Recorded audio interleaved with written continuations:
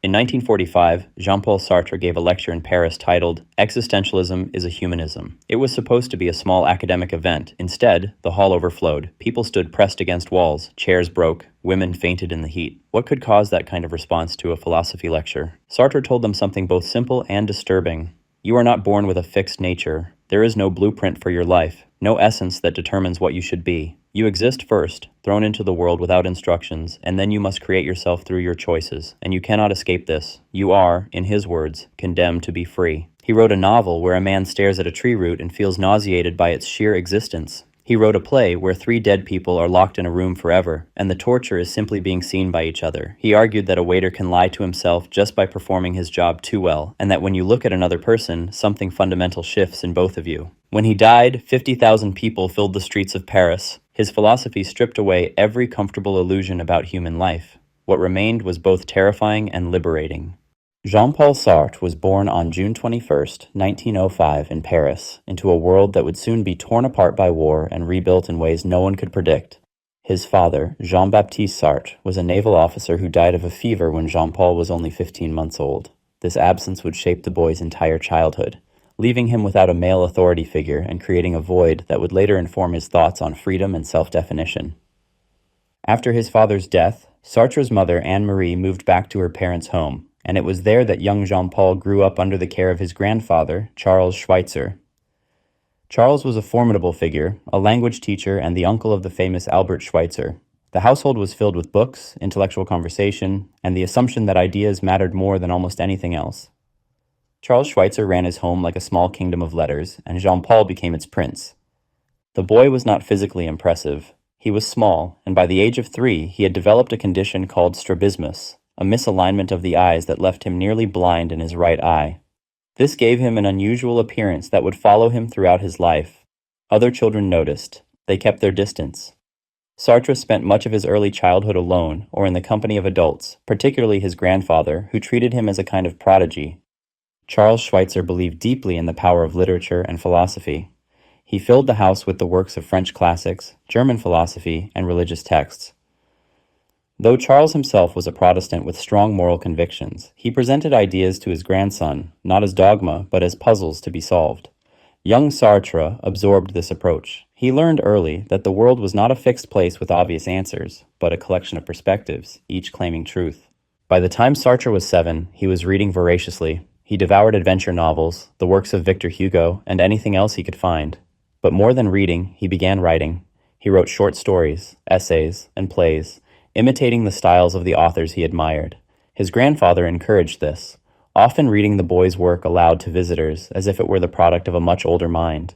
This attention was intoxicating for Sartre. It taught him that words had power, that they could shape how others saw the world and how they saw him. Yet there was something hollow in this adoration. Sartre later described his childhood as a performance, a role he played for the benefit of the adults around him. He was the brilliant child, the future great writer, the one destined for intellectual achievement.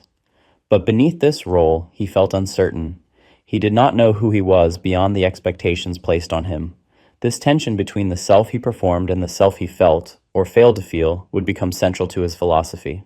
When Sartre was 12, his mother remarried. Her new husband, Joseph Mansi, was an engineer, practical and uninterested in the world of books that had defined Sartre's early years. The family moved to La Rochelle, a coastal city far from the intellectual atmosphere of Paris. For Sartre, this was a catastrophe. He was thrown into a new school where the other boys were rough, physical, and suspicious of the small, cross-eyed Parisian who spoke like a professor. They mocked him. They excluded him. For the first time, Sartre experienced the cruelty of the group, the way others could define you against your will. He hated La Rochelle. He hated the other students. He hated the mundane concerns of his stepfather. But he also learned something crucial during this period. He learned that he was alone, that no one would simply hand him an identity or a place in the world.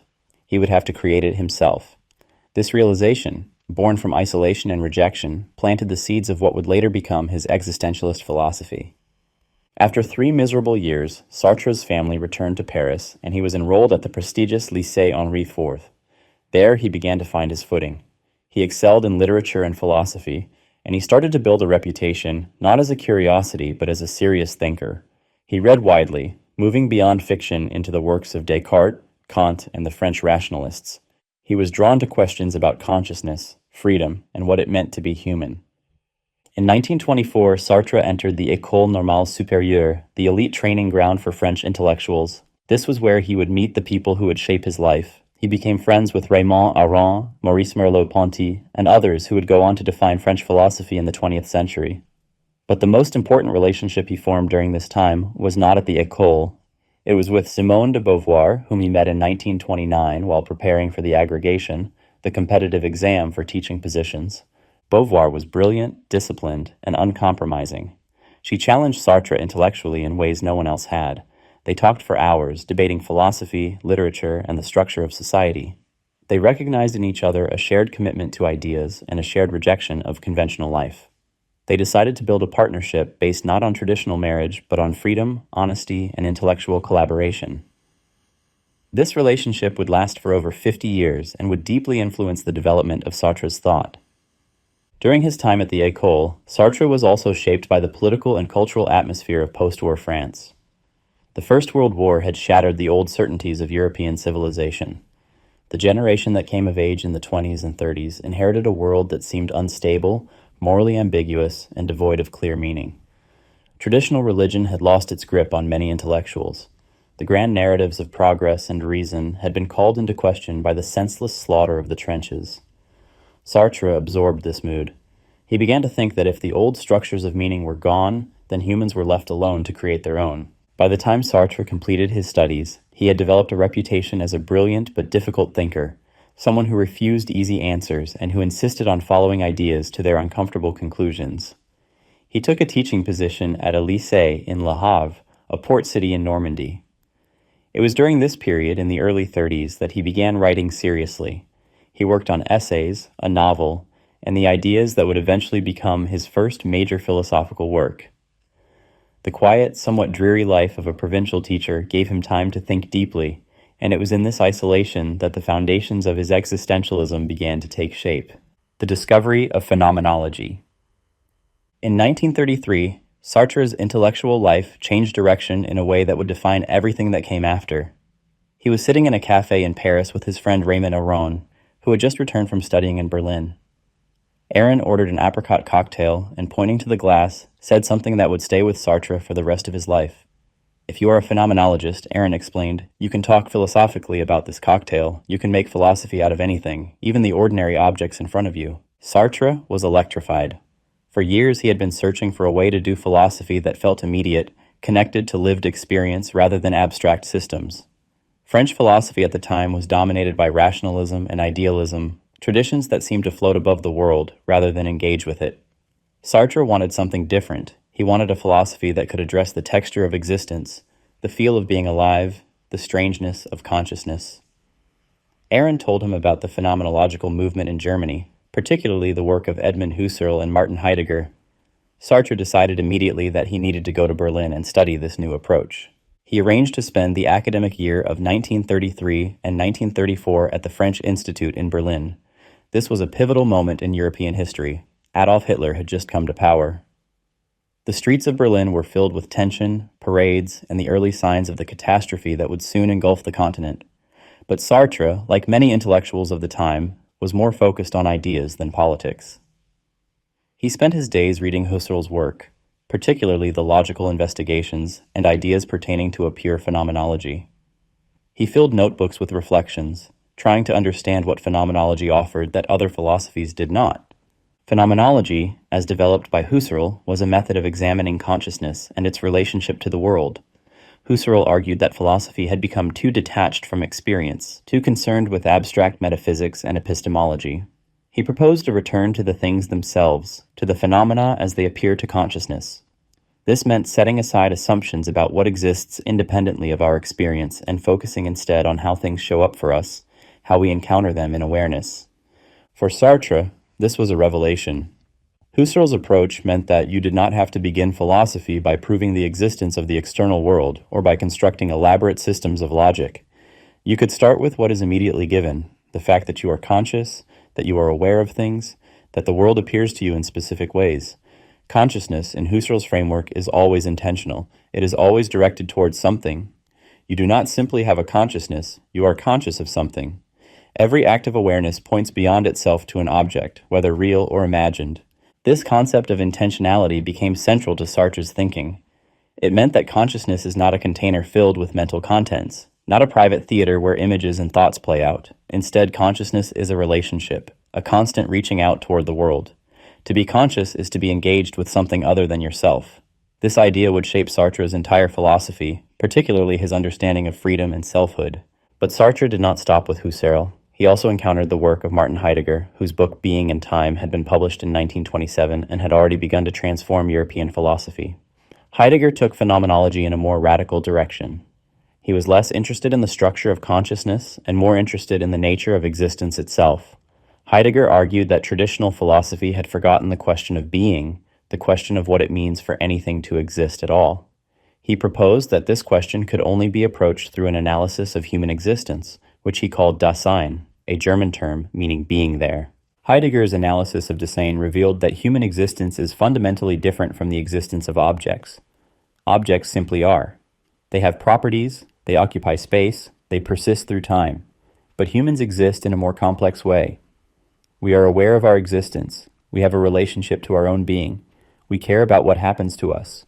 We project ourselves into the future through our choices and actions. We are, in Heidegger's terms, beings for whom our own being is an issue. This idea resonated deeply with Sartre. It suggested that human life is not simply a matter of having certain characteristics or fulfilling a predetermined essence.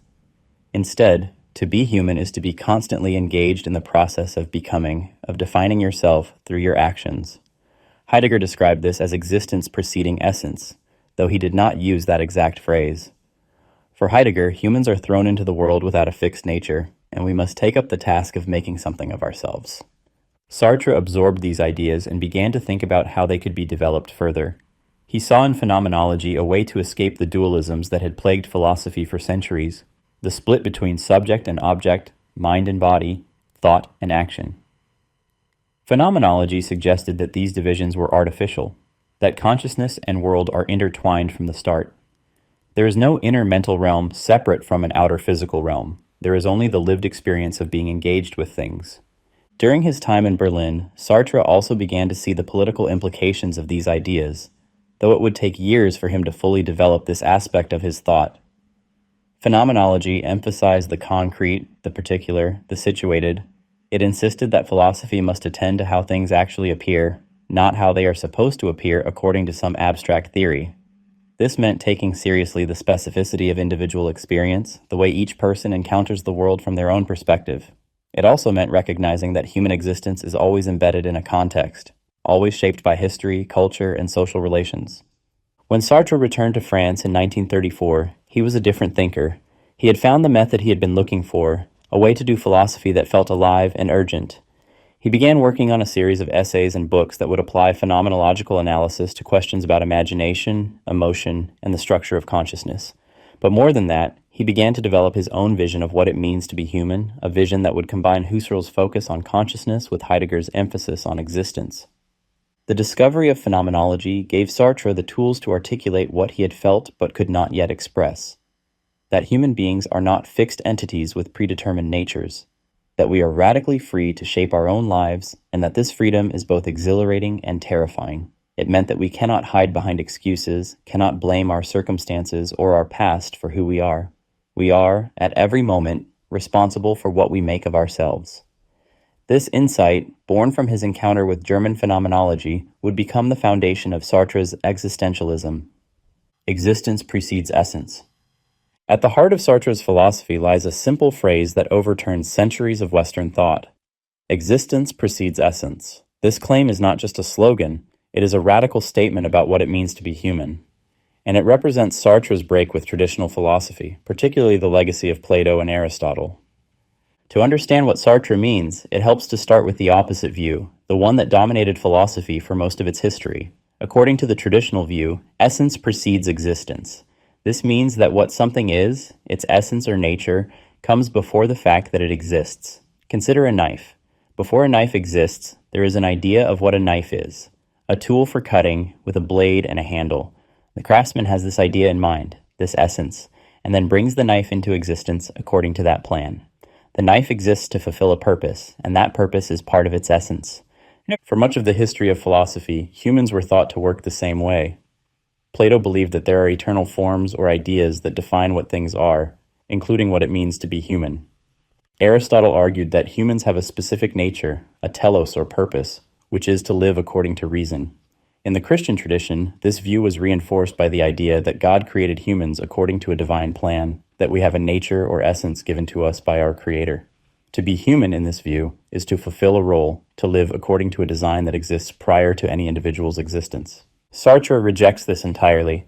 He argues that for human beings, existence comes first.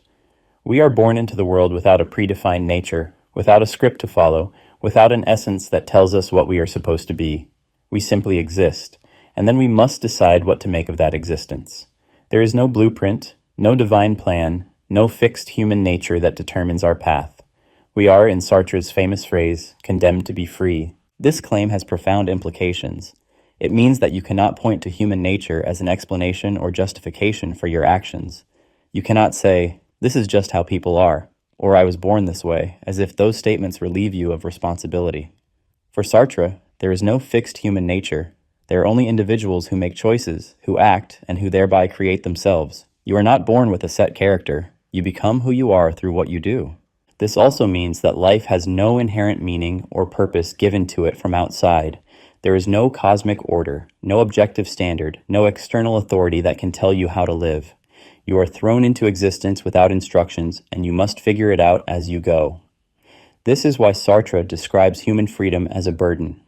It is not simply the ability to choose between options. It is the responsibility to create yourself and to give your life meaning through your choices. Sartre developed this idea most fully in his 1946 lecture, Existentialism is a Humanism, where he explained it to a general audience. He used the example of a paper knife to illustrate the traditional view of essence preceding existence. The paper knife was designed by someone who had a purpose in mind. Its essence, what it is for, came before its existence. But humans, Sartre argued, are not like paper knives. We are not designed. We are not created with a purpose. We exist first, and only afterward do we define ourselves. This might sound liberating, and in some ways it is. It means you are not trapped by your past, by your circumstances, or by any notion of what you are supposed to be. You can always choose to act differently, to redefine yourself, to take your life in a new direction. But this freedom is also terrifying. It means there is no one to tell you what to do, no authority to rely on, no guidebook for living. You are alone with your choices, and you cannot escape the responsibility that comes with them. Sartre argued that this recognition of radical freedom is what distinguishes authentic existence from inauthentic existence. Most people, he observed, try to avoid their freedom. They pretend that they have no choice, that their actions are determined by their circumstances, their upbringing, their emotions, or their social roles.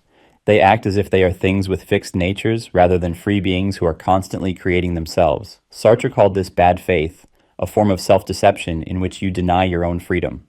The idea that existence precedes essence also has implications for ethics and politics. If there is no fixed human nature, then there is no single right way to live that applies to everyone. Moral rules cannot be derived from human nature because there is no such nature to derive them from. This does not mean that Sartre endorses moral relativism, the view that anything goes. Instead, he argues that we must create our own values through our choices, and in doing so, we take responsibility not just for ourselves, but for humanity as a whole. When you choose to act in a certain way, Sartre believed, you are implicitly saying that this is how one ought to act. You are creating an image of what it means to be human. This is why freedom is so weighty. Your choices do not just affect you. They contribute to the collective project of defining humanity. You cannot escape this responsibility by appealing to external authorities or by claiming that you had no choice. You always have a choice, and you are always responsible for what you choose. Sartre's claim that existence precedes essence also challenged religious and metaphysical views of the time. If humans create their own essence through their actions, then there is no need for God to provide one. Sartre was an atheist, and he believed that the death of God, the collapse of religious certainty, forced humanity to confront its freedom fully. Without God, there is no higher purpose, no ultimate meaning, no moral law written into the fabric of the universe. There is only us, thrown into existence, making it up as we go. This vision can seem bleak, and many of Sartre's critics accused him of promoting nihilism or despair. But Sartre insisted that his philosophy was actually optimistic. It placed human beings at the center of their own lives.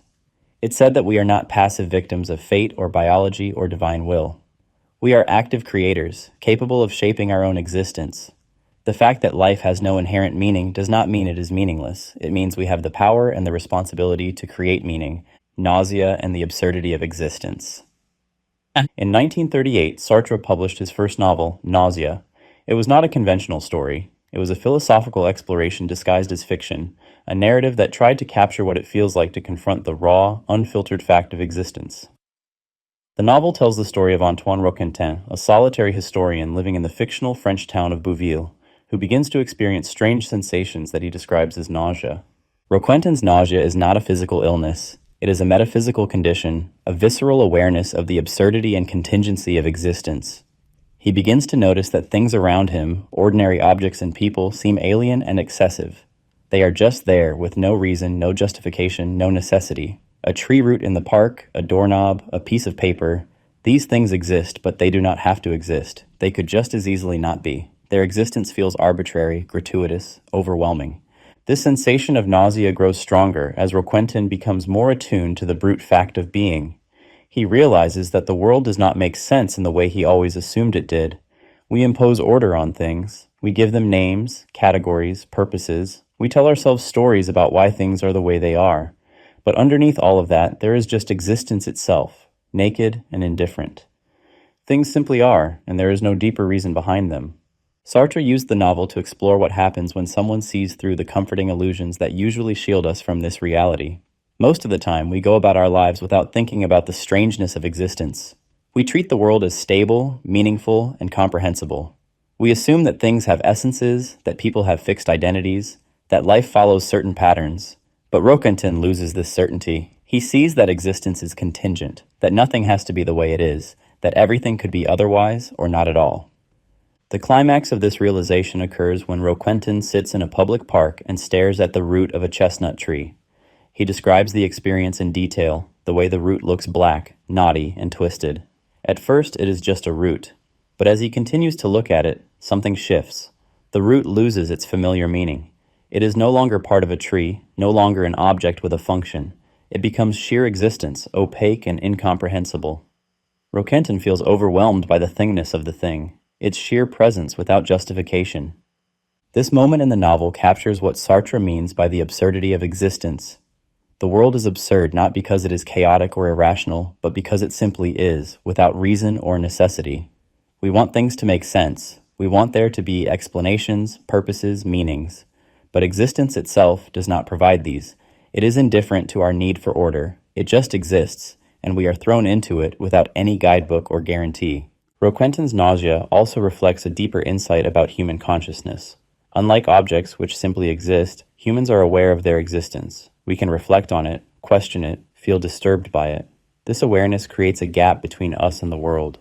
Objects are what they are, fully and completely. But we are never fully anything.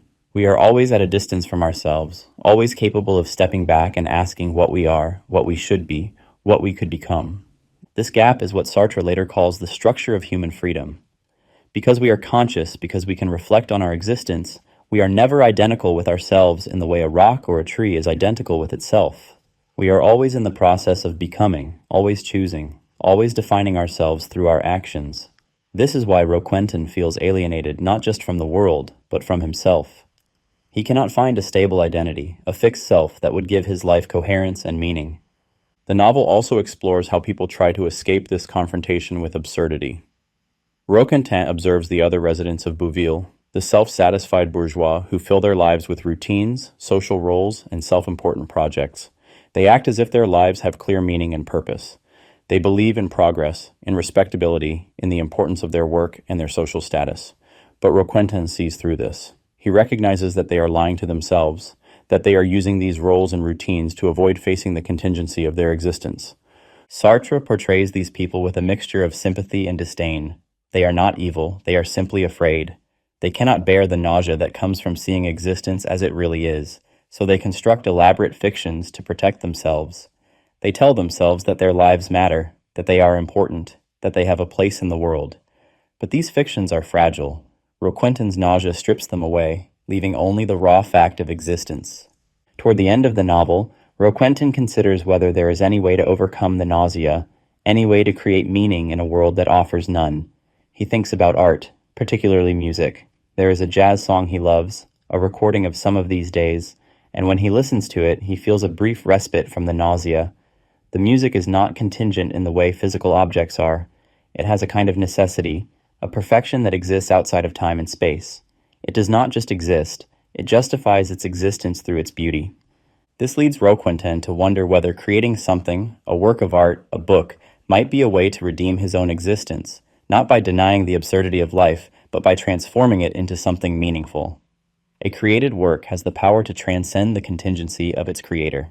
It can outlast the individual, take on a life of its own, and provide a kind of justification for having existed at all. Nausea is not a systematic philosophical treatise. It is an attempt to convey through fiction what it feels like to experience the absurdity of existence. Sartre believed that philosophy should not just be about abstract concepts and logical arguments. It should also capture the texture of lived experience, the emotional and sensory dimensions of being human. The novel does this. It makes you feel the nausea, the vertigo, the uncanny strangeness of the world when you stop taking it for granted. The book was not an immediate bestseller, but it established Sartre as a serious literary and philosophical voice. It showed that he could write in multiple registers, that he could use fiction to explore ideas that were difficult to express in conventional philosophical prose.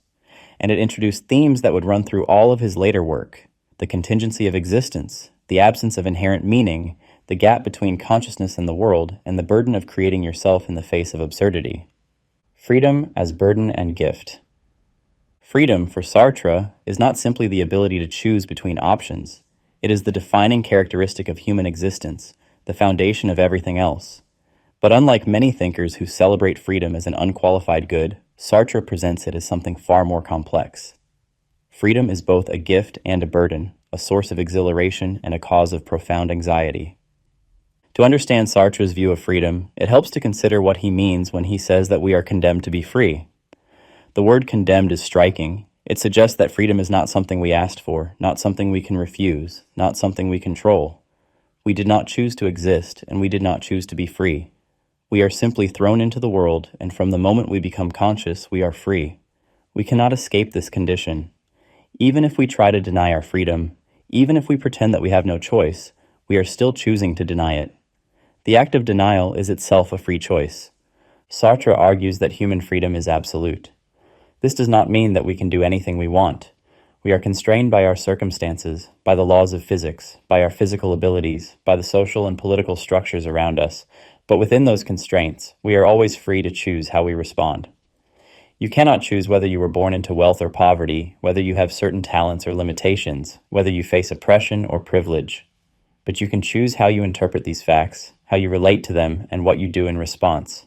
This radical freedom extends even to the most extreme situations. Sartre's views on this were shaped in part by his experience during World War II. He was drafted into the French army in 1939, captured by German forces in 1940, and spent 9 months as a prisoner of war. Even in the prison camp, Sartre observed that prisoners made choices. They chose whether to resist or collaborate, whether to help each other or look out only for themselves, whether to maintain hope or give in to despair. The external circumstances were oppressive and limiting, but they did not eliminate freedom. They only changed the context in which freedom was exercised. This idea that freedom persists even in the most constrained circumstances is one of the most controversial aspects of Sartre's thought. Critics have argued that it is naive or even offensive to suggest that people in truly oppressive situations, such as slavery, extreme poverty, or totalitarian regimes, are free in any meaningful sense. Sartre would respond that he is not saying people in these situations are free to do whatever they want. He is saying that even when external conditions severely limit your options, you still have a kind of inner freedom, the freedom to choose your attitude, to decide what your situation means, and to commit to certain values, even if you cannot act on them. But this freedom comes at a cost. If you are always free, then you are always responsible. You cannot blame your circumstances, your past, your upbringing, or your emotions for what you do. You cannot say, "I had no choice," because Sartre insists that you always have a choice, even if all your options are bad ones. This responsibility is crushing. It means that you cannot hide from yourself, cannot use excuses to avoid facing what you have done or failed to do. Sartre calls this the anguish of freedom. Anguish is not the same as fear. Fear is directed at something external, a threat, or danger in the world. Anguish is the feeling you have when you realize that you are responsible for your own existence, that there is no script to follow, no authority to rely on, no guarantee that you are making the right choice. Anguish arises when you confront the abyss of your freedom, the fact that you could always have acted differently, and that your choices define who you are. This anguish is particularly acute when you make decisions that affect not just yourself, but others. Sartre gives the example of a military leader who must decide whether to send soldiers into a dangerous mission. The leader cannot know for certain what the outcome will be. He cannot escape responsibility by following orders or by calculating probabilities. He must choose, and his choice will have consequences for real people. The weight of that responsibility is what Sartre means by anguish. Most people, Sartre observes, try to avoid this anguish. They look for ways to deny their freedom, to convince themselves that they are not really responsible. They say things like, "I had no choice," or "that's just how I am," or "I was only following orders." Sartre calls this bad faith, a form of self-deception in which you pretend to be less free than you actually are. Bad faith is a way of hiding from yourself, of refusing to acknowledge the full weight of your freedom.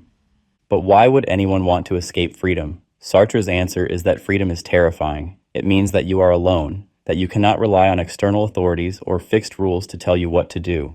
It means that you must create your own values, your own meaning, your own identity, and it means that you can never be sure you are doing the right thing. This uncertainty, this lack of foundation, is unbearable for many people. They prefer the comfort of believing that their lives are determined, that their roles are fixed, that they are not truly responsible. Yet Sartre also insists that freedom is what makes human life valuable. It is what distinguishes us from objects, which simply exist without awareness or choice. To be human is to be free, to be capable of creating yourself, of choosing what you will become. This is the gift hidden within the burden. You are not a finished product. You are not trapped by your past or your nature. You can always act differently, always redefine yourself, always choose a new direction. Sartre's account of freedom also has a social dimension. When you choose, you are not just defining yourself, you are also creating an image of what it means to be human. Your actions send a message about how one should act, about what values matter, about what kind of world should exist. This means that your freedom is not purely individual. It is bound up with the freedom of others. You cannot be truly free in a world where others are oppressed, because the oppression of others diminishes the possibilities available to everyone. This connection between individual freedom and collective responsibility becomes more central in Sartre's later work, particularly as he engaged with Marxism and political activism. But even in his early writings, the seeds of this idea are present.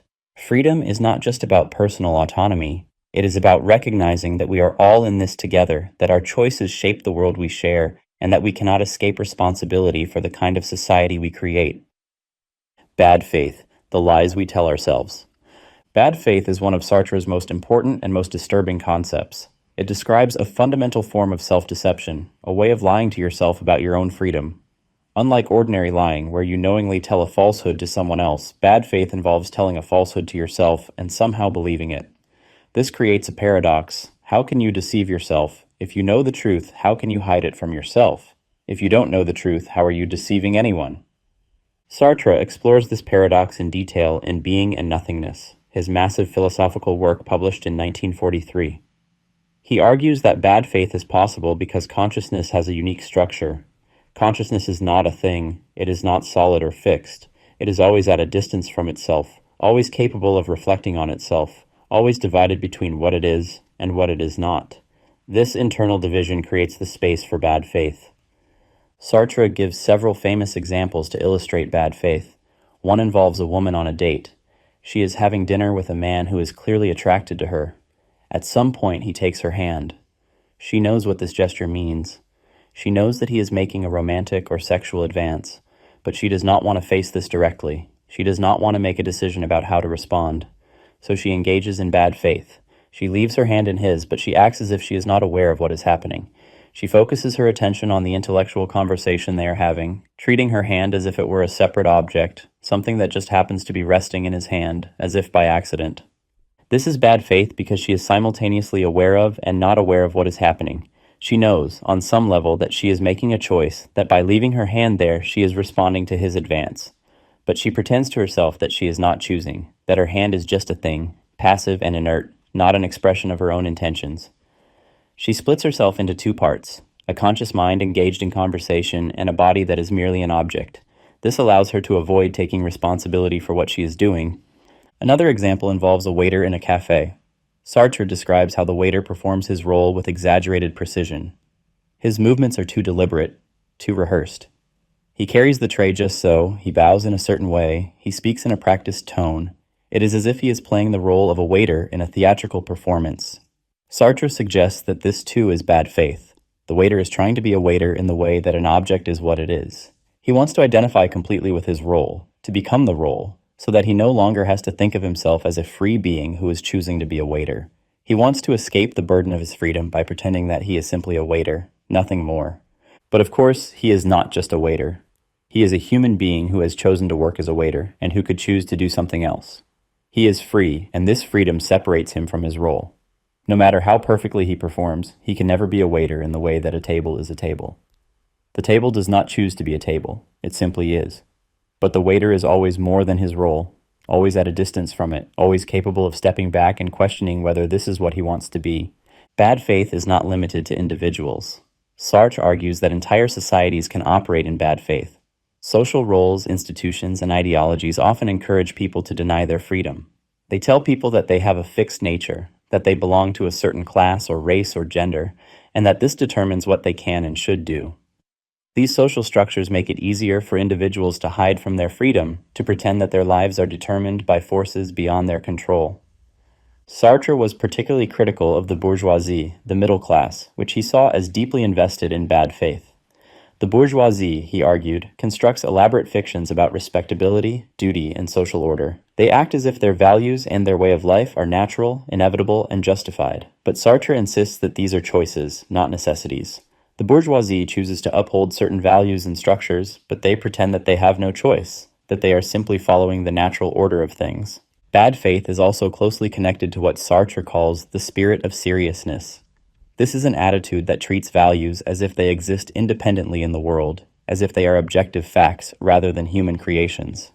People in the spirit of seriousness believe that certain things are just inherently important or good, and they organize their lives around these supposed truths. But Sartre argues that values do not exist on their own. They are created by human choices. When you act as if values are fixed and external, you are denying the role you play in creating and sustaining them. You are hiding from your responsibility. The opposite of bad faith is authenticity, though Sartre uses this term cautiously. Authenticity means facing your freedom honestly, acknowledging that you are responsible for your choices, and refusing to hide behind excuses or social roles. It means recognizing that you are not a fixed thing, that you are always in the process of creating yourself, and that you cannot escape the weight of your freedom. But authenticity is difficult and rare. Most people, most of the time, live in some degree of bad faith. This is not necessarily because they are morally weak or cowardly. It is because the burden of freedom is almost unbearable. To live authentically requires constant vigilance, a willingness to question yourself, to admit your responsibility, and to accept that you can never be certain you are making the right choice. It is easier, and in some ways more comfortable, to slip into bad faith, to tell yourself that you had no choice, that you were just following orders, that this is just who you are. Sartre does not offer a simple solution to bad faith. He does not provide a formula for achieving authenticity. Instead, he insists that the struggle against bad faith is ongoing, that it requires constant effort to see through the lies we tell ourselves. Every time you catch yourself saying, "I had no choice," or "that's just how things are," or "I can't help it," you have an opportunity to recognize your freedom and take responsibility. But you also have an opportunity to slip back into denial, to let yourself off the hook, to avoid the anguish that comes with being free. The look of the other. Human existence is not solitary. We do not live in isolation, constructing our identities entirely on our own. We exist alongside others, and these others have a profound impact on how we see ourselves. Sartre explores this dimension of human life through his analysis of what he calls the look or the gaze. The look of the other is the experience of being seen by someone else, and this experience fundamentally changes the structure of your consciousness. Sartre describes a famous scenario to illustrate this. Imagine you are alone in a room and you become curious about what is happening in the hallway outside. You press your ear to the door, listening, or perhaps you peek through a keyhole, trying to see what is going on. In this moment, you are entirely absorbed in the world. You are focused on what you are hearing or seeing. You are not thinking about yourself. You are pure consciousness directed toward the scene in the hallway. But then you hear footsteps. Someone is approaching. Suddenly you realize that you are being seen. Someone else is looking at you. In that instant, everything changes. You are no longer just a consciousness observing the world. You become an object in the world, something that is seen and judged by another person. You feel shame. Not because you have done something wrong in some abstract moral sense, but because you have been caught, because your freedom has been suddenly interrupted by the awareness that someone else is defining you. This experience reveals something crucial about human relationships. When another person looks at you, they objectify you. They see you as a thing with certain properties, a body in a certain position, a person engaged in a certain action. They assign meaning to you. They interpret what you are doing. And in doing so, they take away your pure subjectivity, your sense of being a free consciousness. You become, in that moment, an object for them, something they can judge, categorize, and define. This does not mean that the other person is doing something wrong. They are not attacking you or trying to oppress you, at least not necessarily. The look is simply what happens when two consciousnesses encounter each other. Each person is a subject for themselves, but an object for others. You experience yourself from the inside as free, as the origin of your actions, as the one who gives meaning to the world. But others experience you from the outside, as a body, a presence, a thing in their world. The look creates conflict. Sartre goes so far as to say that conflict is the original meaning of being for others. When someone looks at you, they define you in ways that you cannot fully control. They see aspects of yourself that you do not see. They interpret your actions in ways that may not match your intentions. They place you in categories, social roles, stereotypes, and there is nothing you can do to fully escape this. You cannot control how others see you. You can only try to influence their perception, to manage the image you present, but you can never fully determine it. This dynamic works both ways. Just as others objectify you, you objectify them. When you look at another person, you see them as an object in your world. You interpret their actions, assign meaning to their behavior, categorize them, but they experience themselves as free subjects, not as the object you see. This creates a fundamental tension in all human relationships. Each person wants to be recognized as a free subject, but each person is constantly being turned into an object by others. Sartre argues that this tension shapes much of human interaction. People engage in a constant struggle to assert their subjectivity while resisting being reduced to an object.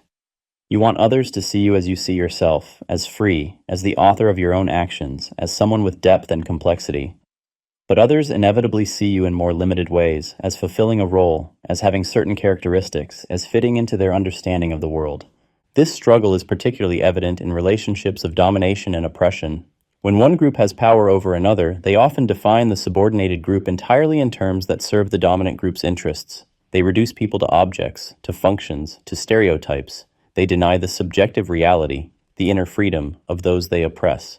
This is one of the most damaging aspects of oppression. It is not just that people are materially harmed or physically constrained, it is that they are denied recognition as free subjects. But the look is not only negative, it also makes possible certain forms of connection and recognition. To be seen by another person is also to be acknowledged. It confirms that you exist, that you matter, that you are part of a shared world. The problem is that this recognition always comes at a cost. You cannot be seen without being objectified, without being defined in ways that exceed your control. Sartre explores this tension throughout his work. In his play No Exit, which we will discuss more later, he dramatizes the idea that hell is other people, that the presence of others traps us in roles and definitions that we cannot escape. In his later political writings, he analyzes how social structures amplify the power of the look, creating systems where certain groups are systematically objectified and denied full recognition as free beings. The look also plays a role in emotions like shame, pride, and embarrassment. These emotions arise precisely because we are aware of being seen by others. Shame is not just a private feeling of guilt. It is the experience of being caught, of being exposed to the judgment of another. Pride, similarly, depends on the recognition of others. You feel pride not just because you have accomplished something, but because others see and acknowledge your accomplishment. Sartre's analysis of the look challenges the idea that we can fully understand ourselves in isolation. You are not just what you think you are also what others see you as. And there is no way to reconcile these perspectives completely. You can never see yourself exactly as others see you, and others can never know exactly how you experience yourself. This gap is permanent, and it creates an ongoing tension in human life. The look also raises questions about freedom. If others are constantly defining you, categorizing you, turning you into an object, then how free are you really? Sartre's answer is that you are still free in how you respond to the look. You cannot control how others see you, but you can choose how you relate to their gaze. You can accept their definition of you, or you can reject it. You can try to change how they see you, or you can refuse to let their perception determine your sense of self. But you cannot escape being seen, cannot avoid being objectified, cannot eliminate the tension between your subjectivity and the way others experience you. Authenticity and self-creation. If bad faith is the attempt to escape freedom by denying responsibility for who you are, then authenticity is the opposite. Authenticity means facing your freedom directly, accepting that you are not a fixed thing, and taking full responsibility for creating yourself through your choices.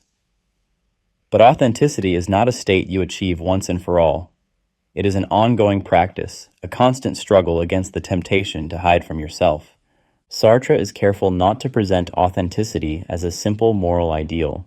He does not offer a rulebook for authentic living. He does not say that certain choices are authentic and others are not. Instead, he describes authenticity as a way of relating to your own existence, a stance you take toward your freedom. To be authentic is to acknowledge that you are responsible for who you are, that you cannot blame your circumstances or your past or your nature for your actions. The first requirement of authenticity is recognizing that you are not identical with any of your qualities, roles, or past actions. You are always more than what you have been. You are always capable of change. When someone says this is just who I am, they are denying this fundamental truth. They are treating themselves as if they were a thing with a fixed essence rather than a being who is constantly in the process of becoming. This does not mean that your past is irrelevant.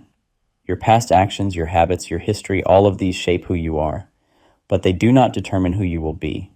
You can always choose to break with your past, to act differently, to redefine yourself. The person who was a coward yesterday can choose to be brave today. The person who is dishonest can choose to be truthful. The choice may be difficult. It may require confronting painful truths or making sacrifices, but it is always possible. Authenticity also means recognizing that you create your own values. There is no objective moral law written into the universe, no divine command that tells you what is right and wrong. This does not mean that all values are arbitrary or that morality is meaningless. It means that values are human creations, and you are responsible for the values you uphold. When you act, you are not just following pre-existing rules. You are choosing what matters, what counts as good or bad, what kind of world you want to create. Sartre illustrates this with an example from his own life. During World War II, a student came to him with a moral dilemma. The young man's father had collaborated with the Nazis, and his older brother had been killed fighting against them. The student wanted to leave France and join the Free French forces in England to fight for his country. But his mother was living alone, devastated by the loss of one son and the betrayal of her husband. She depended on the student emotionally and practically. If he left, she would be abandoned. The student asked Sartre what he should do. Should he stay with his mother or go fight for France? Sartre told him that there was no formula that could resolve this dilemma. Both choices had moral weight. Staying with his mother was an act of loyalty and care. Joining the resistance was an act of courage and commitment to a larger cause. But the student could not do both. He had to choose, and no external authority could make the choice for him. Sartre's point was that authentic choice requires you to create your own answer in situations like this. You cannot appeal to a moral theory or a religious teaching and expect it to tell you definitively what to do. Moral theories can give you frameworks, but they cannot make the decision for you. In the end, you have to decide what matters most, and in making that decision, you define yourself. If the student chose to stay, he became the kind of person who values personal loyalty above political commitment. If he chose to go, he became someone who values the collective struggle over individual relationships. Neither choice is wrong. Both are authentic if made with full awareness of the responsibility involved. Authenticity also involves accepting the anguish that comes with freedom. When you face a serious decision, you cannot be certain you are making the right choice. There is no guarantee, no external validation, no way to know for sure. You have to choose anyway, and you have to live with the consequences. This uncertainty is part of what makes freedom so difficult, but trying to escape this uncertainty by pretending you have no choice or by blindly following rules is bad faith. Another aspect of authenticity is recognizing your connection to others. When you choose, you are not just defining yourself. You are creating an image of humanity. Your actions send a message about what it means to be human, about what values should guide our lives. This means that you cannot separate personal authenticity from social responsibility. You are free, but your freedom is exercised in a world you share with others, and your choices contribute to shaping that world. Sartre's notion of authenticity has been criticized from several directions. Some argue that it places too much weight on individual choice and ignores the ways that social structures constrain people. Others argue that it is unrealistic to expect people to constantly question themselves and take full responsibility for everything they do. Still, others worry that Sartre's view leads to moral relativism, that if everyone creates their own values, then there is no basis for criticizing injustice or oppression. Sartre responded to some of these criticisms in his later work, particularly as he engaged more deeply with Marxism and social theory. He came to emphasize that individual freedom is always situated within specific historical and material conditions. You are free, but you are not free in a vacuum. You are born into a particular society with particular structures of power and opportunity. These structures shape what choices are available to you, what it is possible for you to imagine, and what kinds of resistance you can mount. But even with these qualifications, Sartre insisted that freedom remains real. Even in the most oppressive circumstances, people make choices about how to respond, what to value, and what kind of person to become. The slave is not as free as the master in terms of external conditions, but the slave still chooses how to relate to their situation, whether to resist or comply, whether to maintain dignity or give in to despair. These are real choices with real consequences. Authenticity, then, is not about escaping your circumstances. It is about facing them honestly and taking responsibility for how you respond. It is about refusing to use your circumstances as an excuse, refusing to pretend that you are merely a victim of forces beyond your control. It is about recognizing that even when your options are limited, you still have the power to choose, and that power defines your humanity. The pursuit of authenticity is also a process of self-knowledge. To be authentic, you need to understand yourself, to see through the stories you tell yourself, to recognize when you are slipping into bad faith. This requires a kind of ruthless honesty, a willingness to examine your motives, your fears, and your desires without flinching. It means asking yourself difficult questions. Why am I really doing this? What am I afraid of? What am I avoiding? Am I acting out of genuine conviction or just following the path of least resistance? Sartre believed that most people avoid this kind of self-examination because it is painful. It is much easier to drift along, to follow social expectations, to tell yourself comforting lies. But the cost of this avoidance is a kind of emptiness, a life lived on the surface, never fully engaged with your own existence. Authenticity offers an alternative. It is not an easy path, and it does not promise happiness or peace, but it offers something more valuable, the experience of living fully, of being genuinely yourself, of taking ownership of your life rather than letting it be shaped by forces you refuse to acknowledge. Sartre and Simone de Beauvoir. In 1929, Jean-Paul Sartre met Simone de Beauvoir while they were both preparing for the agrégation, the highly competitive exam for philosophy teachers in France. Sartre came in first, Beauvoir came in second. She was the youngest person ever to pass the exam. From that first meeting, they recognized in each other something rare, a complete intellectual equal, someone who could match their ambition, their rigor, and their refusal to accept conventional life. They began what would become one of the most famous partnerships in intellectual history. It was not a conventional relationship by any standard. They never married, they never lived together permanently. They maintained sexual relationships with other people throughout their lives, but they remained bound together by a shared commitment to ideas, to honesty, and to a vision of freedom that rejected traditional constraints. When they first got together, they made a pact. They would have what they called an essential love, a primary relationship that would take precedence over everything else. But they would also allow themselves contingent loves, relationships with other people that would be acknowledged openly rather than hidden. This arrangement was radical for the time, and it remained controversial throughout their lives. Critics accused them of emotional coldness, of treating people as objects, of avoiding real intimacy. But Sartre and Beauvoir insisted that their relationship was based on absolute honesty, that they told each other everything, and that this transparency was more authentic than conventional marriages built on possession and jealousy. The relationship was not always equal, despite their intellectual parity. Beauvoir often found herself in the position of emotional caretaker, managing Sartre's relationships with other women, listening to his anxieties, supporting his work. Some of their correspondence, published after their deaths, reveals a dynamic that was more complicated than the public image of perfect equality. Beauvoir sometimes expressed pain and jealousy, even as she maintained her commitment to their agreement. But she also insisted throughout her life that the relationship gave her a freedom she could not have found in a conventional marriage. Philosophically, Their influence on each other was profound. Beauvoir's first major philosophical work, The Ethics of Ambiguity, published in 1947, developed many of Sartre's existentialist ideas with greater clarity and more attention to ethical questions. Where Sartre often focused on abstract questions about consciousness and being, Beauvoir was more concerned with concrete moral problems and the lived experience of oppression. But her most important contribution was The Second Sex, published in 1949. This massive work applied existentialist philosophy to the situation of women. Beauvoir began with the observation that throughout history, men have been treated as the default human being, the subject, the one who defines meaning and value. Women, by contrast, have been treated as the other, as objects defined by their relationship to men, as bodies rather than minds, as beings with a fixed nature rather than free subjects capable of self-creation. Beauvoir argued that this was not a biological necessity, but a social construction. One is not born, but rather becomes a woman. This famous line echoed Sartre's claim that existence precedes essence, applying it specifically to gender. Women are not naturally passive, emotional, or suited to domestic life. They are taught to be these things. Society constructs femininity as a set of roles and expectations, and then treats these constructed roles as if they were natural and inevitable. The influence flowed both ways. Sartre's thinking about oppression, about the look, about the struggle for recognition, was shaped by his conversations with Beauvoir and by watching her navigate a world that constantly tried to reduce her to an object, to see her as Sartre's companion rather than a thinker in her own right. In his later work, Sartre became increasingly focused on questions of social oppression and political struggle, moving beyond the individualism of his early existentialism.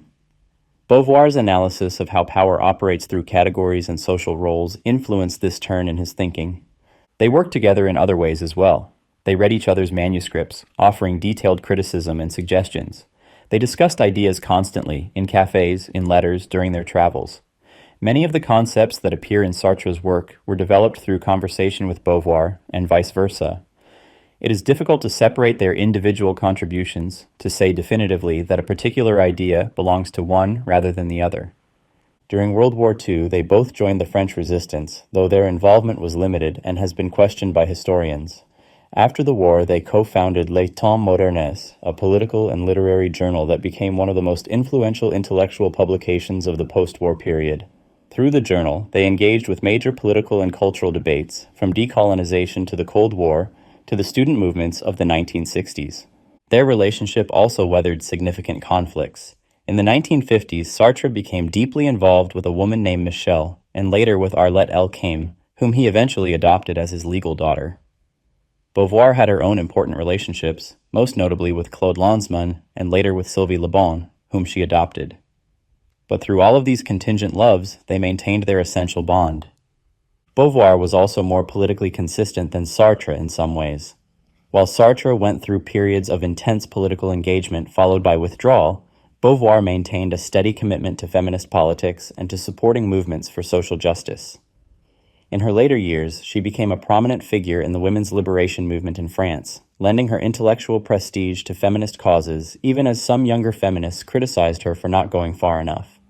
The relationship between Sartre and Beauvoir challenges conventional ideas about partnership, about love, and about intellectual collaboration. They showed that it was possible to maintain a deep bond without possession, to support each other's freedom while remaining committed. They demonstrated that relationships could be based on shared values and intellectual engagement, rather than traditional roles and expectations. But their relationship has also been criticized. Some argue that their arrangement worked because they both had the privilege and freedom to live unconventionally, a freedom not available to most people, especially women. Others point out that the transparency they claimed was undermined by the fact that the other people in their lives, the contingent lovers, often did not have full knowledge of the situation and sometimes felt used or betrayed.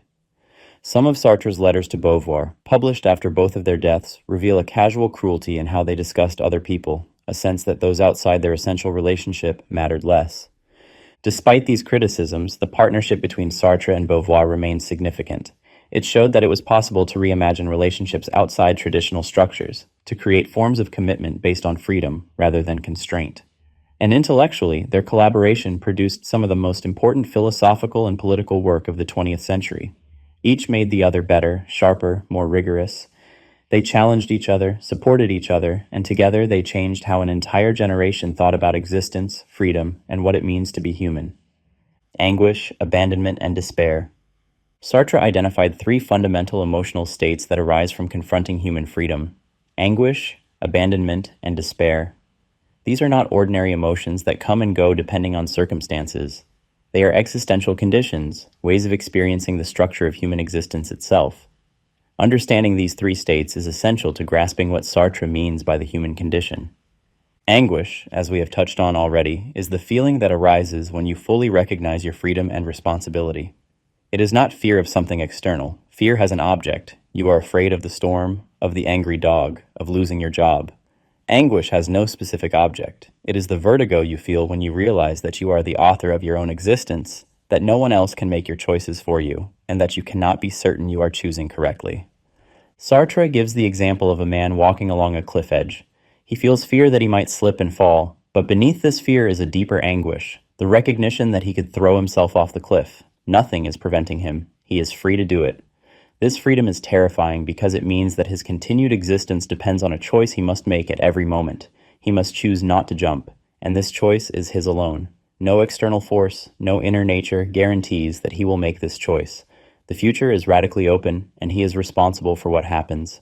This anguish intensifies when your choices affect others. The military commander who must decide whether to send troops into danger experiences anguish not because he fears the consequences for himself, but because he knows that his decision will determine whether other people live or die. He cannot escape this responsibility by following rules or calculating probabilities. The decision is his, and he must make it without certainty, without guarantee, without being able to shift the burden onto someone else. Most people avoid anguish through distraction, through immersion in daily tasks, through bad faith. They tell themselves that they had no choice, that circumstances forced their hand, that they were just doing what anyone would do. But Sartre insists that anguish is always there beneath the surface, waiting to break through whenever you pause to reflect on your situation. The authentic person does not run from anguish but faces it, accepts it as the price of freedom. The second existential state is abandonment. This term has a specific meaning for Sartre. It does not mean loneliness or isolation, though it can include those feelings.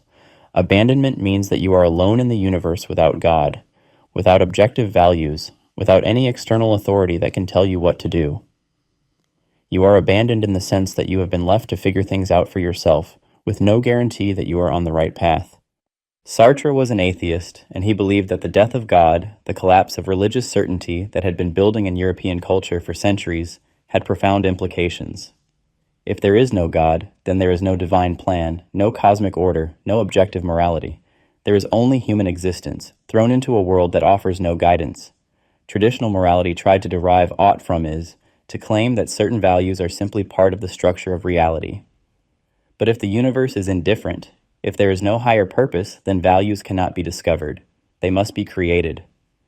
This does not mean that life is meaningless or that all choices are equivalent. It means that you must create meaning through your choices, and you cannot appeal to any external authority to validate those choices. You are responsible for deciding what matters, what counts as good or bad, what kind of life is worth living, and there is no guarantee that you are right. This is what Sartre means by abandonment. You are on your own. The feeling of abandonment is particularly acute in moral dilemmas where different values conflict. Should you prioritize personal loyalty or political commitment? Should you follow your passion or meet your responsibilities? Should you tell the truth or protect someone's feelings? There is no formula that can resolve these conflicts. Different ethical systems give different answers, and you must choose which system to follow, or you must create your own answer. In doing so, you are abandoned, left without the security of knowing that you are objectively correct. The third existential state is despair. Sartre uses this term in a specific technical sense. Despair does not mean hopelessness or depression, though it can feel like those things. Despair means accepting that you can only count on what is within your power, that you cannot rely on probabilities, possibilities, or the actions of others. You must act based on what is certain, on what you can actually do, rather than on what might happen. Sartre illustrates this with an example. Suppose you are working for a political cause, trying to bring about social change. You might tell yourself that even if you do not succeed, others will continue the work, that the movement will grow, that eventually the goal will be achieved. This hope, Sartre argues, is a form of self-deception. You cannot know what others will do. You cannot count on history to move in a certain direction. You can only count on your own actions, on what you commit to and carry out yourself. This does not mean you should give up on collective action or long-term goals. It means you should not use the possibility of future success as a way to avoid confronting the limits of your own power. You must act without the comfort of believing that success is inevitable or even likely. You must commit to your projects knowing that they might fail, that your efforts might be wasted, that the future is uncertain. This is despair, acting without the false comfort of guaranteed outcomes. Together, anguish, abandonment, and despair form a comprehensive picture of what it means to be human in Sartre's existentialism. You are free, and this freedom is anguishing because it means you are responsible. You are alone, and this abandonment means you cannot appeal to external authorities. You are limited, and this despair means you cannot count on anything beyond your own actions. These are not pleasant truths. They are uncomfortable, even painful. But Sartre insists that facing them is the only way to live authentically. Critics have argued that Sartre's picture is too bleak, that it ignores the sources of meaning and connection that make life bearable. They point out that most people do find meaning in relationships, in creative work, in contributing to something larger than themselves. They argue that Sartre focuses too much on the negative dimensions of freedom and not enough on its positive possibilities. Sartre would respond that he is not denying these positive experiences. He is simply insisting that they are human creations, not gifts from the universe. Relationships are meaningful because we choose to invest them with meaning. Creative work matters because we commit ourselves to it. Contributing to a larger cause is valuable because we decide that it is valuable. None of this is given. It is all created through our choices, through our freedom, and recognizing this, taking responsibility for it, is what allows us to live fully rather than drifting through life on autopilot. The existential states of anguish, abandonment, and despair are not meant to paralyze you. They are meant to wake you up, to force you to confront the reality of your situation. Once you accept that you are free, that you are alone, and that you cannot count on guarantees, you can begin to act authentically. You can make choices that genuinely reflect your values rather than choices based on self-deception or the desire to avoid responsibility. You can live deliberately, consciously, honestly. This is the promise hidden within the apparent bleakness of Sartre's philosophy. No exit. Hell is other people. In 1944, while Paris was still under German occupation, Sartre wrote a one-act play called No Exit. It premiered in May of that year, just weeks before the Allied liberation of the city. The play takes place entirely in a single room, a drawing room in hell, and it features three characters who find themselves trapped together for eternity. It is one of Sartre's most famous works, and it contains what is perhaps his most widely quoted line, "Hell is other people." The setup is deceptively simple. Three people arrive in the room, one at a time. Garcin is a journalist who was executed for desertion and for mistreating his wife. Inez is a postal clerk who seduced her cousin's wife and drove the cousin to suicide. Estelle is a socialite who drowned the baby she had with her lover and drove the lover to kill himself. They have all died, and they expect to face some kind of traditional torture in hell. But there are no devils, no flames, no physical punishment. There is only the room, furnished in bad taste with 3 sofas and no mirrors. And there are the 3 of them, locked in together with no way out. At first they try to be polite. They avoid talking about why they are there. They try to establish boundaries, to find ways to coexist without conflict. But gradually, it becomes clear that they cannot escape each other. The room has no windows, no mirrors, no private spaces. They cannot sleep, cannot close their eyes for more than a moment. They will be conscious, together, forever. As the play progresses, the relationships between the 3 characters become increasingly toxic. Each person needs something from the others that they cannot get. Garcin wants to be seen as a hero, as someone who died for his principles, rather than as a coward who deserted. He needs Inez to validate this self-image, but Inez sees through him. She knows he is a coward, and she will not lie to make him feel better. She enjoys watching him squirm, enjoys holding up a mirror to his self-deception. Estelle wants to be desired. She is used to using her beauty to manipulate men, to secure her position, to avoid facing herself. She is attracted to Garcin and tries to seduce him. But Garcin is obsessed with getting Inez's approval.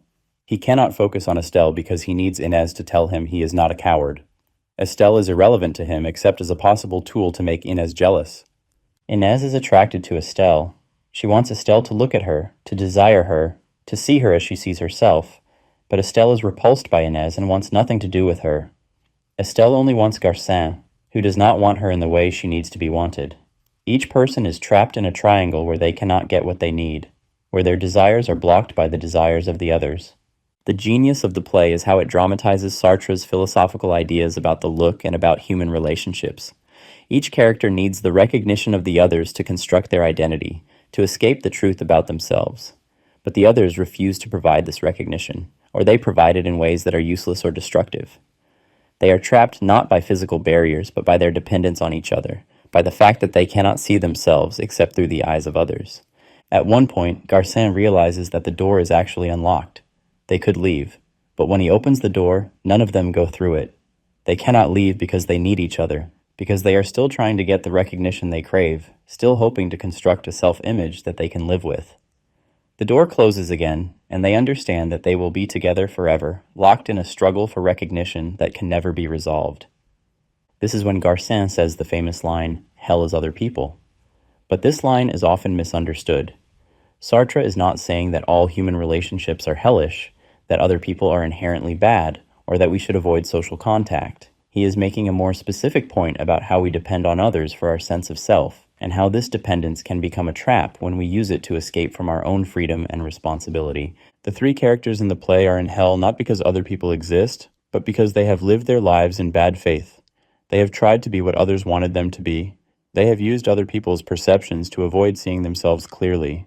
They have refused to take responsibility for their actions, instead crafting narratives about themselves that make them look better than they are.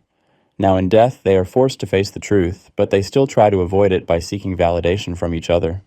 Hell is other people when you depend on others to tell you who you are, when you need their approval or their desire to feel real, when you use their gaze as a mirror to reflect back an image of yourself that you can tolerate.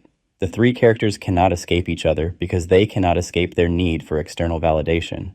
They have spent their lives constructing false selves, and now they are trapped with people who see through those false selves, but who cannot provide the recognition they crave. The play also explores the theme of judgment.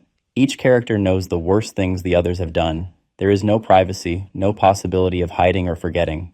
Every shameful act, every moment of cowardice or cruelty is known to the others, and because there is no sleep, no distraction, no escape, they must sit with this knowledge forever. This is the torture. Not physical pain, but psychological exposure, the inability to hide from yourself because others keep showing you who you really are. No Exit was written during the German occupation, and some interpreters have seen it as a commentary on the claustrophobia and moral compromises of that period. France was divided between collaborators, resistors, and the vast majority who tried to survive somewhere in between. People were forced to live in close proximity with others whose choices they might judge or be judged by. The play can be read as an exploration of how people judge each other under conditions of extreme moral pressure, but the play's themes extend beyond its historical context. It speaks to a universal aspect of human existence, the tension between how we see ourselves and how others see us, the way we use others to construct our identities, and the trap this creates. We cannot see ourselves directly. We need the mirror of others' perceptions, but this means we are vulnerable to those perceptions, dependent on them, and potentially imprisoned by them. The play ends without resolution. The three characters remain in the room, locked in their struggle. There is no escape, no redemption, no growth. This is their eternity. The final line, delivered by Garcin, is simply, well, let's get on with it. They will continue their torment forever, not because an external force is punishing them, but because they cannot stop punishing themselves and each other. No Exit brings Sartre's philosophy to life in a way that abstract arguments cannot. It lets you feel the claustrophobia of bad faith, the agony of needing recognition from people who will not or cannot give it, the way we trap ourselves by depending on others to tell us who we are. It shows that hell is not fire and brimstone. Hell is being stuck with people who see you as you really are when you have spent your life running from that truth. Consciousness and intentionality. One of the foundational ideas Sartre took from phenomenology is the concept of intentionality. This is not about having intentions in the ordinary sense of planning or meaning to do something. In phenomenology, intentionality refers to the structure of consciousness itself. Consciousness is always consciousness of something. It is always directed toward an object, whether that object is real or imagined, present or absent, physical or abstract. This might sound obvious, but it is actually a radical claim. It means that consciousness is not a container, not a space inside your head where mental images and thoughts are stored. It is not a private inner world separate from the external world. Instead, consciousness is a relationship, a constant reaching out toward things beyond itself. To be conscious is to be aware of something other than your consciousness. Consider what happens when you see a tree. You do not first have a mental image of the tree inside your mind, which you then compare to the real tree outside. You are simply conscious of the tree. Your awareness is directed at the actual tree in the world, not at a mental representation. The tree is not inside your consciousness. Your consciousness points toward the tree, relates to it, engages with it. This is what intentionality means. This idea challenges the traditional picture of consciousness that dominated Western philosophy since Descartes. Descartes and many philosophers who followed him assumed that consciousness is primarily self-contained, that we have direct access only to our own mental states, and that we have to infer the existence of the external world from these mental states. This led to all kinds of philosophical problems, like how can we know that the external world exists, and how can we ever be sure that our perceptions correspond to reality? Sartre, following Husserl, rejects this entire framework. Consciousness does not start with awareness of itself and then try to reach the world. It starts with awareness of the world. When you look at a tree, you are aware of the tree, not of your perception of the tree. You have to make a special effort, a reflective turn, to become aware of your own conscious act. Most of the time, consciousness is absorbed in its objects, not turned back on itself. This has important implications for understanding the self. If consciousness is always directed outward, always engaged with the world, then there is no inner self that exists independently of this engagement. You are not a subject hidden inside a body, observing the world from a distance. You are a being in the world, always already involved with things, always in relationship with what surrounds you. Sartre develops this idea in his early work, The Transcendence of the Ego, written in the 1930s. He argues that the ego, the self, is not something that exists inside consciousness. It is something that appears in the world as an object of reflection. When you think about yourself, when you say, I am this kind of person, you are constructing an object, a self-image, that you then relate to. But this self-image is not the same as consciousness itself. Consciousness is pre-reflective. It exists before you think about it, before you construct a narrative about who you are. This means that there is a dimension of your existence that escapes your own grasp. You can never fully know yourself because knowing requires turning consciousness back on itself, and in that turning, you create a distance. You become an object for yourself, but consciousness itself remains always beyond objectification. It is always the viewing, never fully the viewed. The intentional structure of consciousness also means that consciousness is fundamentally active, not passive. You are not simply receiving impressions from the world like a recording device. You are constantly organizing, interpreting, and giving meaning to what you encounter. When you see a tree, you do not just register visual data. You see it as a tree, as something with certain properties, as something that might provide shade or that reminds you of your childhood or that blocks your view. Consciousness is always interpretive, always engaged in making sense of things. Sartre also emphasizes that consciousness is characterized by what he calls negativity or nothingness. This is one of his most difficult and most important ideas. Consciousness introduces negation into the world. When you are conscious of something, you are aware not just of what is there, but also of what is not there. You notice absence, lack, possibility. You see that the glass is half empty, that your friend is not at the cafe where you expected to meet them, that things could be otherwise than they are.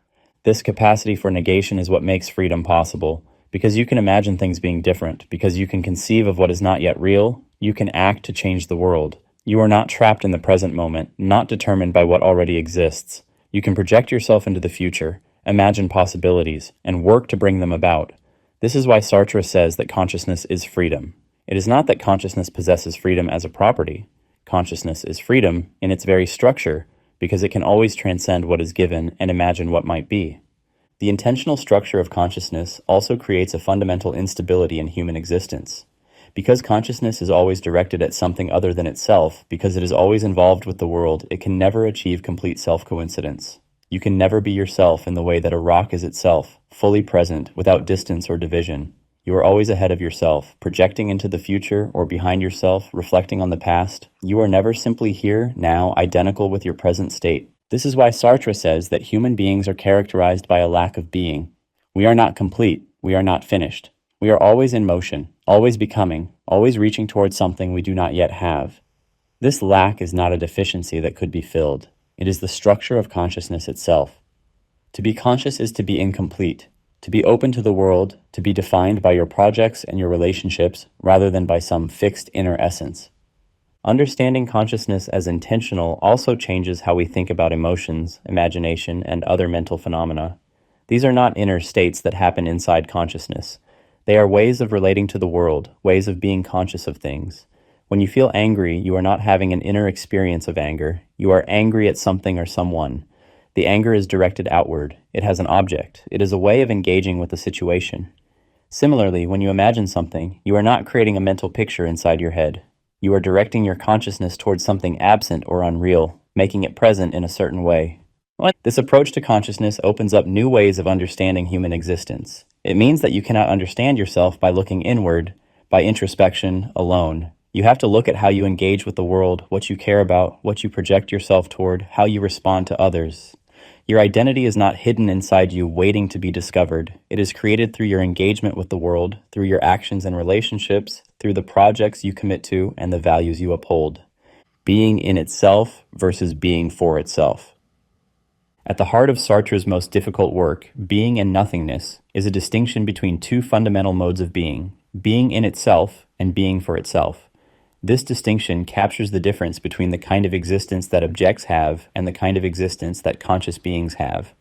Understanding this difference is essential to grasping Sartre's entire philosophical system.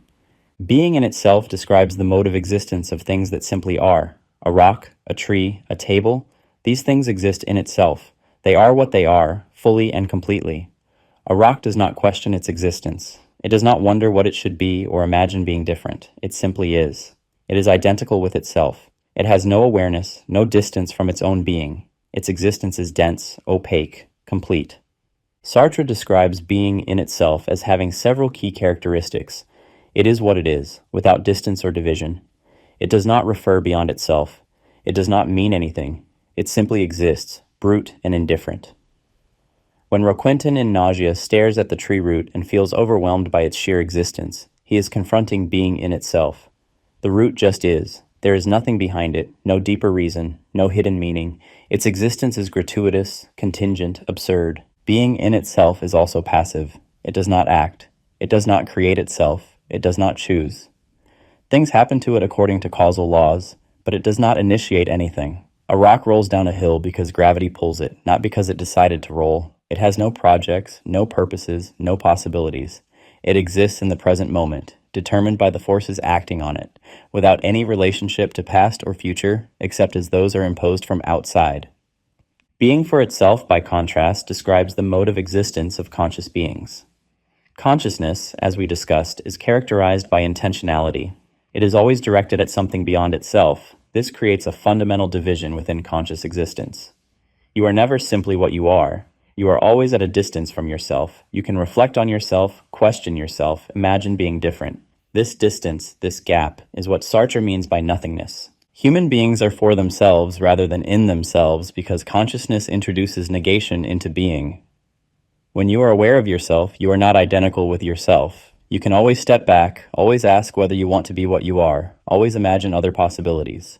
This is why Sartre says that for human beings, existence precedes essence. You are not a fixed thing with a definite nature. You are a being whose nature is to have no fixed nature, whose essence is to be free. Being for itself is characterized by lack.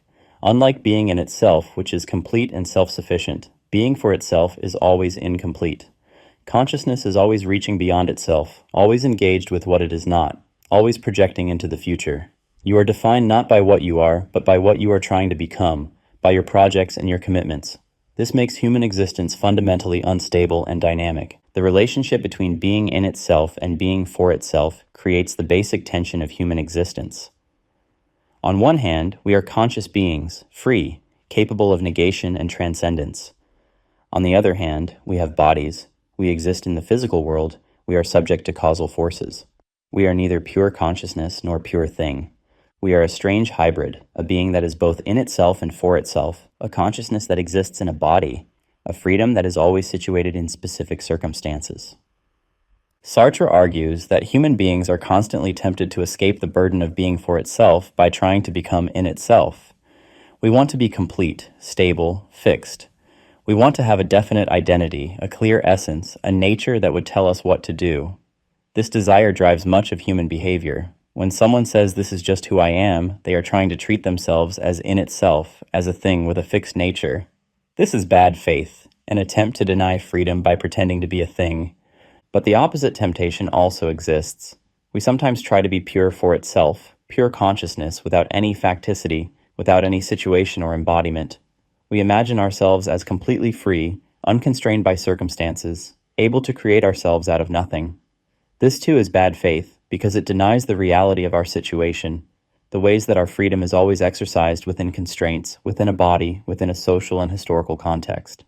The authentic response to the human condition is to accept that we are condemned to be this strange hybrid. We are free, but our freedom is always situated. We are not things, but we are embodied. We transcend our circumstances, but we cannot escape them entirely. We must create ourselves, but we do so with materials that are given, not chosen. Sartre also discusses what he calls the fundamental project of human reality. This is the underlying drive that shapes all of our particular choices and actions. The fundamental project, according to Sartre, is the desire to be God, to be a being that is both in itself and for itself, a consciousness that would be complete and self-sufficient, a freedom that would have the solidity of a thing. We want to be both free and necessary, both conscious and complete, both transcendent and identical with ourselves. But this project is impossible. You cannot be both in itself and for itself. You cannot be both free and fixed. The attempt to achieve this impossible synthesis drives human striving, but it is doomed to failure. We can never be what we want to be, because what we want is contradictory. This is why Sartre says that human existence is characterized by a useless passion, a striving toward an impossible goal. This might sound pessimistic, but Sartre argues that recognizing the impossibility of the fundamental project can be liberating. Once you accept that you will never achieve complete being, that you will always be incomplete and in process, you can stop chasing an impossible ideal and start living authentically. You can accept your freedom, your lack, your incompleteness, and make something of it rather than fleeing from it. The distinction between being in itself and being for itself also has implications for understanding relationships. When another person looks at you, they turn you into an in itself. They see you as an object with certain properties, but you experience yourself as for itself, as free, as more than any definition. This creates conflict, as we discussed in the section on the look. Each person tries to assert their subjectivity while resisting being reduced to an object. This struggle shapes all human relationships and creates a fundamental tension that can never be fully resolved. The imaginary and human freedom. In 1940, while working as a meteorologist in the French army and then as a prisoner of war, Sartre completed a book called The Imaginary, a phenomenological psychology of the imagination. This work explored a capacity that Sartre considered essential to human freedom: the ability to imagine, to conceive of what is not present, to think about things that do not exist. For Sartre, imagination is not just a mental faculty, it is a fundamental expression of human consciousness and a key to understanding freedom itself. The traditional view of imagination, which Sartre inherited and then rejected, treated mental images as if they were pictures inside the mind, little copies of real things that consciousness could examine. According to this view, when you imagine a friend who is not present, you create a mental image of that friend, and then you look at this image the way you might look at a photograph. Sartre argued that this entire picture is wrong. When you imagine something, you are not creating an internal object that you then observe. You are directing your consciousness towards something absent. Imagination is a way of intending, of being conscious of something that is not there. When you imagine your friend, you are conscious of your actual friend, not of a mental representation. The friend is simply given to consciousness as absent, as not here, rather than as present. This might seem like a subtle distinction, but it has profound implications. It means that imagination is not about having mental contents. It is about relating to the world in a specific way. When you perceive something, you encounter it as present, as existing here and now. When you imagine something, you encounter it as absent, as not present. But in both cases, consciousness is directed outward, toward objects in the world, not inward toward mental representations. Sartre argued that the capacity for imagination reveals something fundamental about consciousness. To imagine is to negate the present, to posit something that is not given in perception. This requires that consciousness be free from the immediate situation, that it not be trapped in the here and now. A being that could only perceive, that could only register what is immediately present, would be imprisoned in the moment. It would have no freedom because it could not conceive of alternatives, could not imagine things being different. Imagination, then, is the foundation of freedom. Because you can imagine what is not present, you can conceive of possibilities. You can think about how things might be different. You can envision a future that does not yet exist and work to bring it about. Without imagination, there would be no freedom, because freedom requires the ability to transcend the given, to go beyond what is immediately present, to posit alternatives. This connection between imagination and freedom also explains why imagination is essential to action. When you act, you are trying to bring about a future state that does not yet exist. You must be able to imagine this future state in order to pursue it. The architect imagines the building before it is constructed. The revolutionary imagines a different society before working to create it. Even simple actions require imagination. To reach for a glass of water, you must imagine yourself having the water, must posit this as a possibility, and then act to realize it. Sartre distinguished between different ways of imagining. When you imagine something with the intention of bringing it into existence, you are engaged in what he calls creative imagination. This is the imagination of the artist, the inventor, the activist. You imagine something new and then work to make it real. But there is also what Sartre calls dreamlike or escapist imagination, where you imagine things with no intention of making them real. This kind of imagination can be a form of bad faith, a way of escaping from reality rather than engaging with it. The key difference is whether imagination serves freedom or undermines it. Imagination serves freedom when it helps you see possibilities, when it allows you to envision alternatives and commit to realizing them. It undermines freedom when it becomes a substitute for action, when you retreat into fantasy rather than facing the world. Someone who spends all their time daydreaming about being successful without doing anything to achieve success is using imagination to escape rather than to create. Sartre also explored the relationship between imagination and emotion. He argued that emotions involve a kind of magical transformation of the world through imagination. When you are afraid, for example, you imagine the threatening object as more dangerous than it is. When you are angry, you imagine the person who wronged you as deserving punishment. Emotions are ways of transforming the world imaginatively when you cannot transform it practically. This does not mean that emotions are irrational or that they should be dismissed. It means that emotions are intentional, that they are ways of relating to the world, and that they involve both perception and imagination. You are not just passively experiencing an emotion. You are actively structuring your experience in a certain way, emphasizing certain aspects of the situation while downplaying others. The capacity for imagination also raises questions about reality and unreality. What makes something real as opposed to imaginary?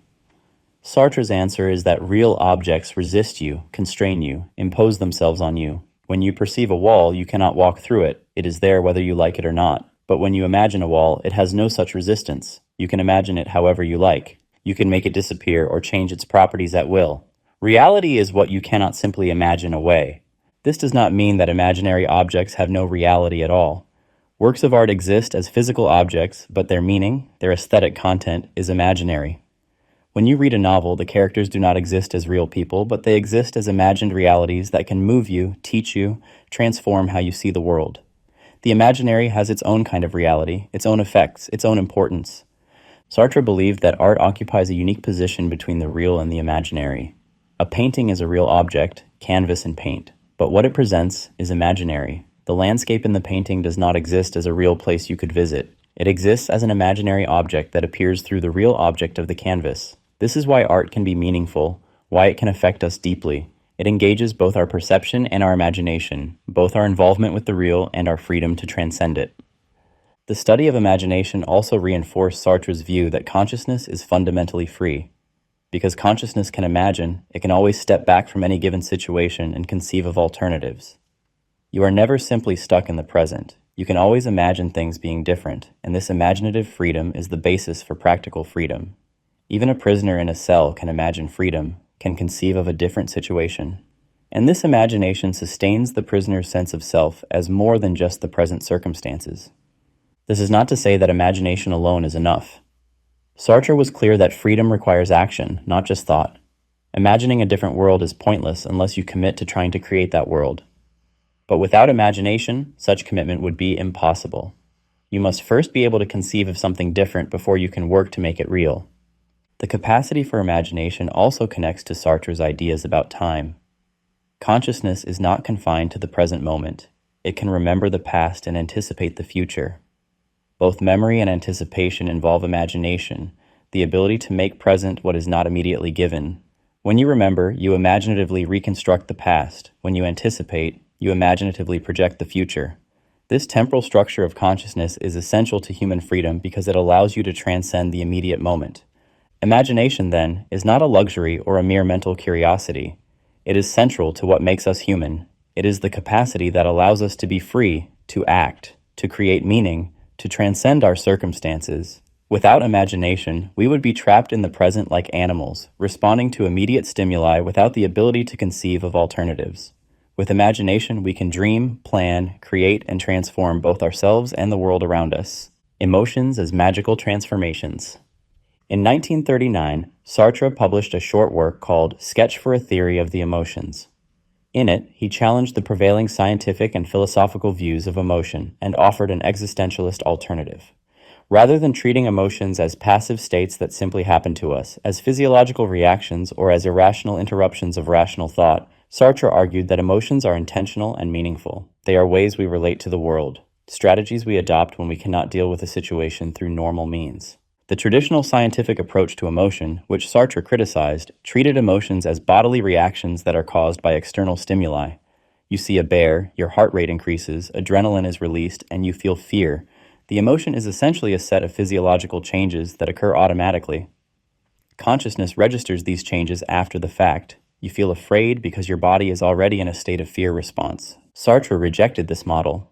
He argued that emotions are not simply bodily reactions. They are ways of apprehending the world, ways of giving meaning to situations. When you feel fear, you are not just registering bodily changes. You are experiencing the world as threatening.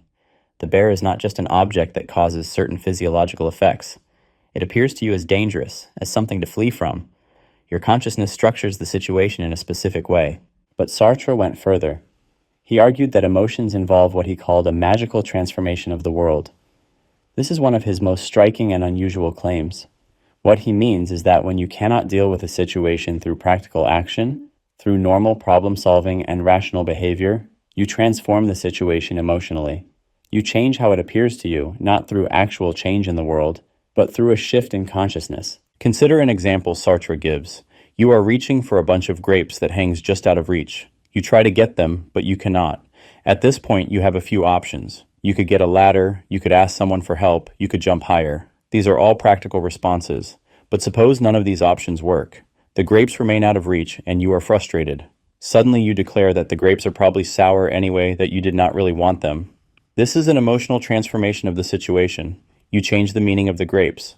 They are no longer desirable objects that you failed to obtain. They are now undesirable objects that you wisely rejected.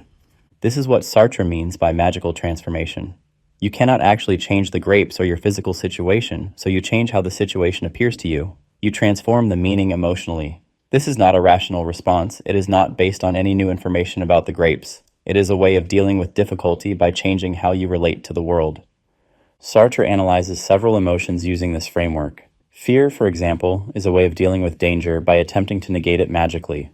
When you faint from fear, you are trying to make the threatening situation disappear by making yourself disappear. You cannot escape the danger through normal means, so you collapse, and in doing so, you make the world go away. This is not a conscious decision. It is a spontaneous reorganization of consciousness in response to an overwhelming threat. Anger is another example. When you are angry, you cannot achieve your goal through normal means, so you try to destroy the obstacle. But the destruction is not practical and calculated. It is explosive, excessive, often irrational. You smash things, you yell, you lash out. This does not solve the problem, but it transforms your relationship to it. The obstacle is no longer something you must carefully navigate. It becomes something you can attack directly, even if the attack is futile. Sadness, according to Sartre, is a way of transforming the world by making it uniform and dull. When you are sad, you withdraw from engagement. Things that normally interest you lose their appeal. The world becomes gray and empty.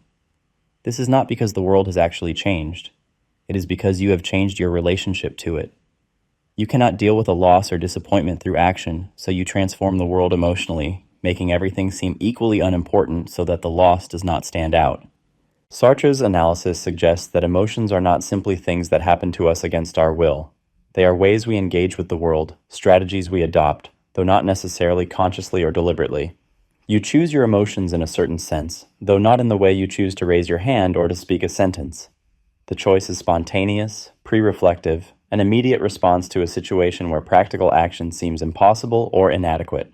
This view has important implications. It means that you are responsible for your emotions in a way that the traditional view denies. You cannot simply say, "I could not help feeling that way," as if the emotion were a purely external force acting on you. The emotion is your way of relating to the situation. It reflects your values, your priorities, your way of being in the world. This does not mean you should be blamed for feeling certain ways, but it does mean that emotions are part of your overall project of existing, part of how you create yourself.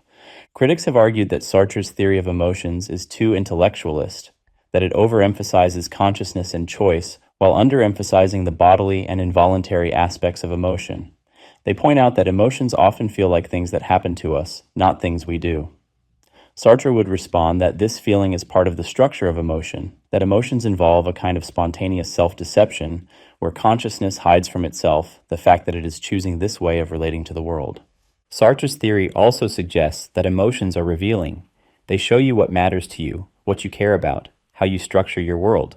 If you feel intense jealousy, this reveals something about how you relate to others, about your need for control or validation. If you feel crushing guilt, this reveals how you understand responsibility and moral value. Emotions are not just irrational disruptions. They are meaningful responses that express your fundamental orientation toward existence. This view of emotions connects to Sartre's broader existentialism. If you are fundamentally free, if you are always choosing how to relate to the world, then emotions are part of this freedom. They are not exceptions to freedom, not moments when you are taken over by irrational forces. They are ways you exercise your freedom, ways you structure your experience, ways you create meaning. The magical quality of emotions, their tendency to transform reality rather than confront it directly, reflects the human capacity for imagination and for negation. Understanding emotions as magical transformations also helps explain why they can be so resistant to rational argument. If someone is angry, you cannot usually calm them down by explaining that their anger is unjustified or by pointing out that it will not solve anything. The anger is not primarily a rational judgment that can be corrected by better reasoning. It is a way of organizing experience, a transformation of the world that serves a function even if it is not practical or useful. The angry person is not looking for solutions. They are expressing their relationship to a situation that they cannot handle otherwise. This does not mean that emotions are unchangeable or that you should simply accept them. It means that changing emotions requires changing your fundamental orientation to the world, not just your thoughts about particular situations. If you want to be less anxious, it is not enough to tell yourself that there is nothing to worry about. You need to change how you relate to uncertainty, how you structure your projects, what you stake your sense of self on. This is difficult work, but it is possible because emotions are not fixed biological facts. They are ways you exist, and you can choose to exist differently. Sartre's theory of emotions is part of his larger project of showing that human beings are fundamentally free and responsible. Even in areas where we seem most determined, most passive, most subject to forces beyond our control, Sartre finds freedom. Emotions feel like things that happen to us, but they are actually ways we engage with the world. Recognizing this is unsettling because it means we cannot use emotions as excuses, cannot hide behind them, cannot claim they absolve us of responsibility. But it is also empowering because it means we are not helpless victims of our feelings. We are their authors, and we can change how we feel by changing how we exist. Project and transcendence. At the center of Sartre's understanding of human existence is the concept of the project.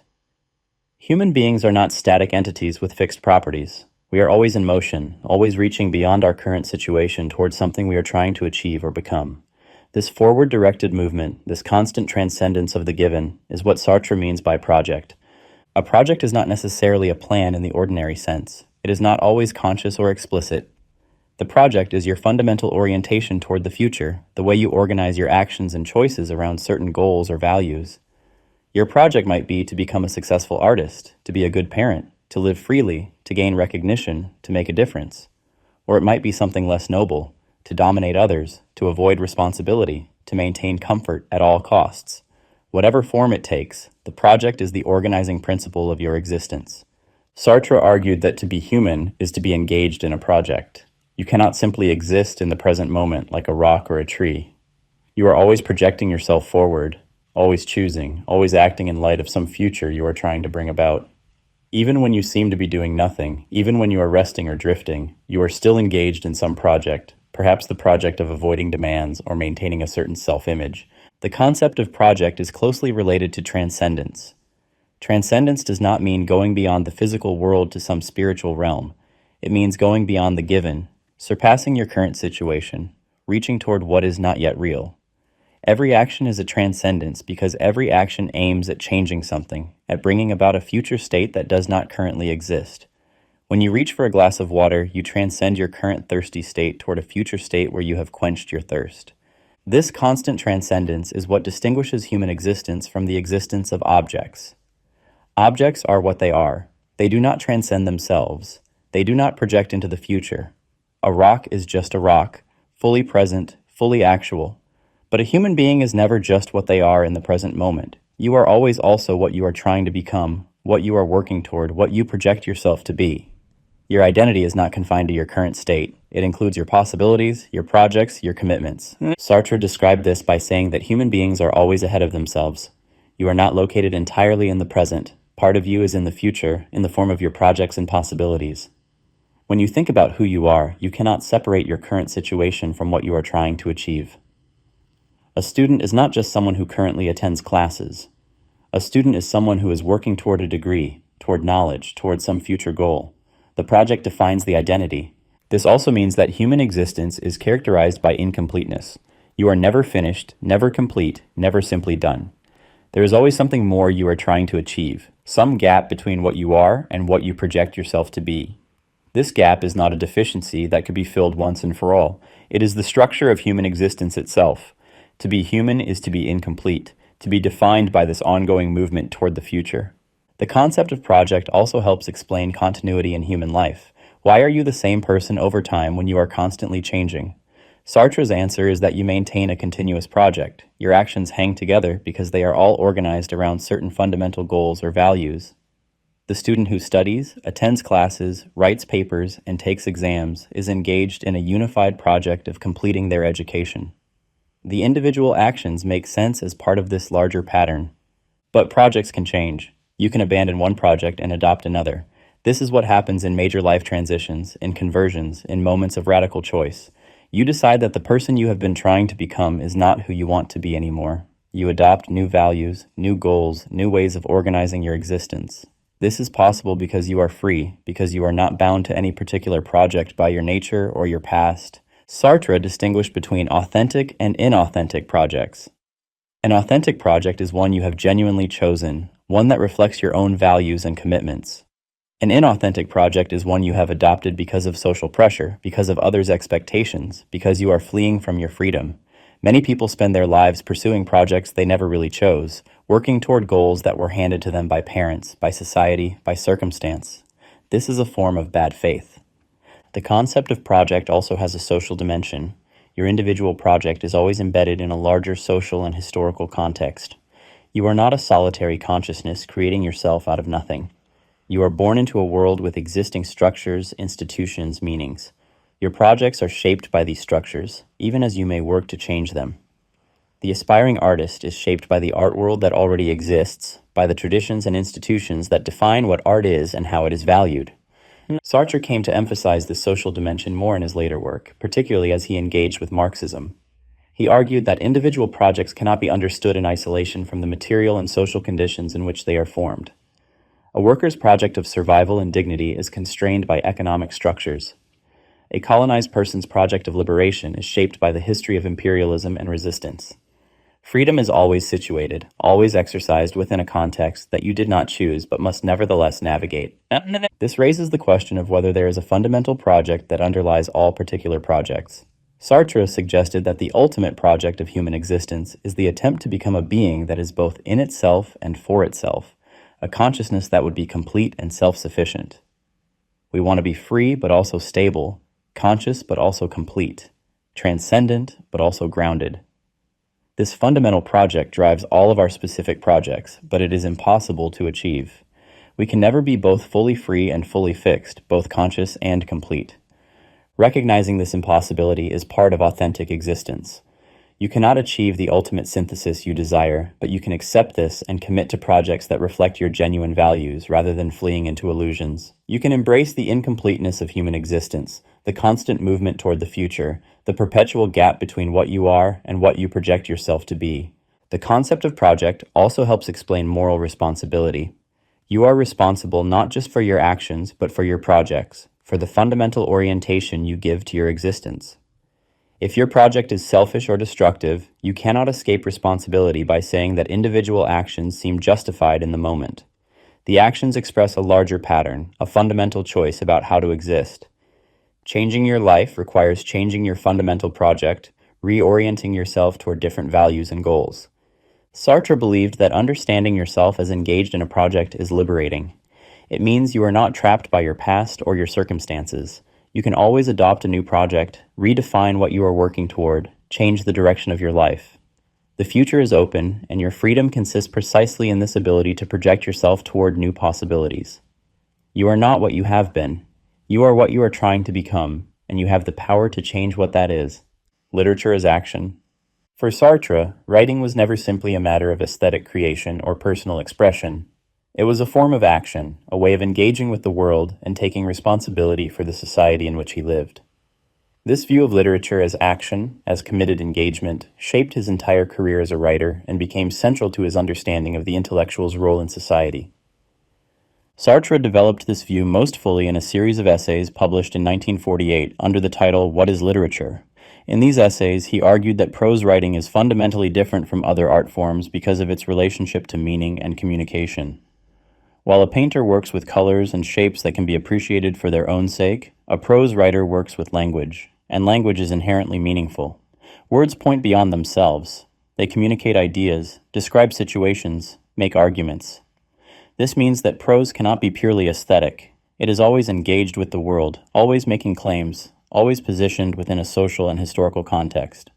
According to Sartre, when you write, you are making an appeal to the freedom of the reader.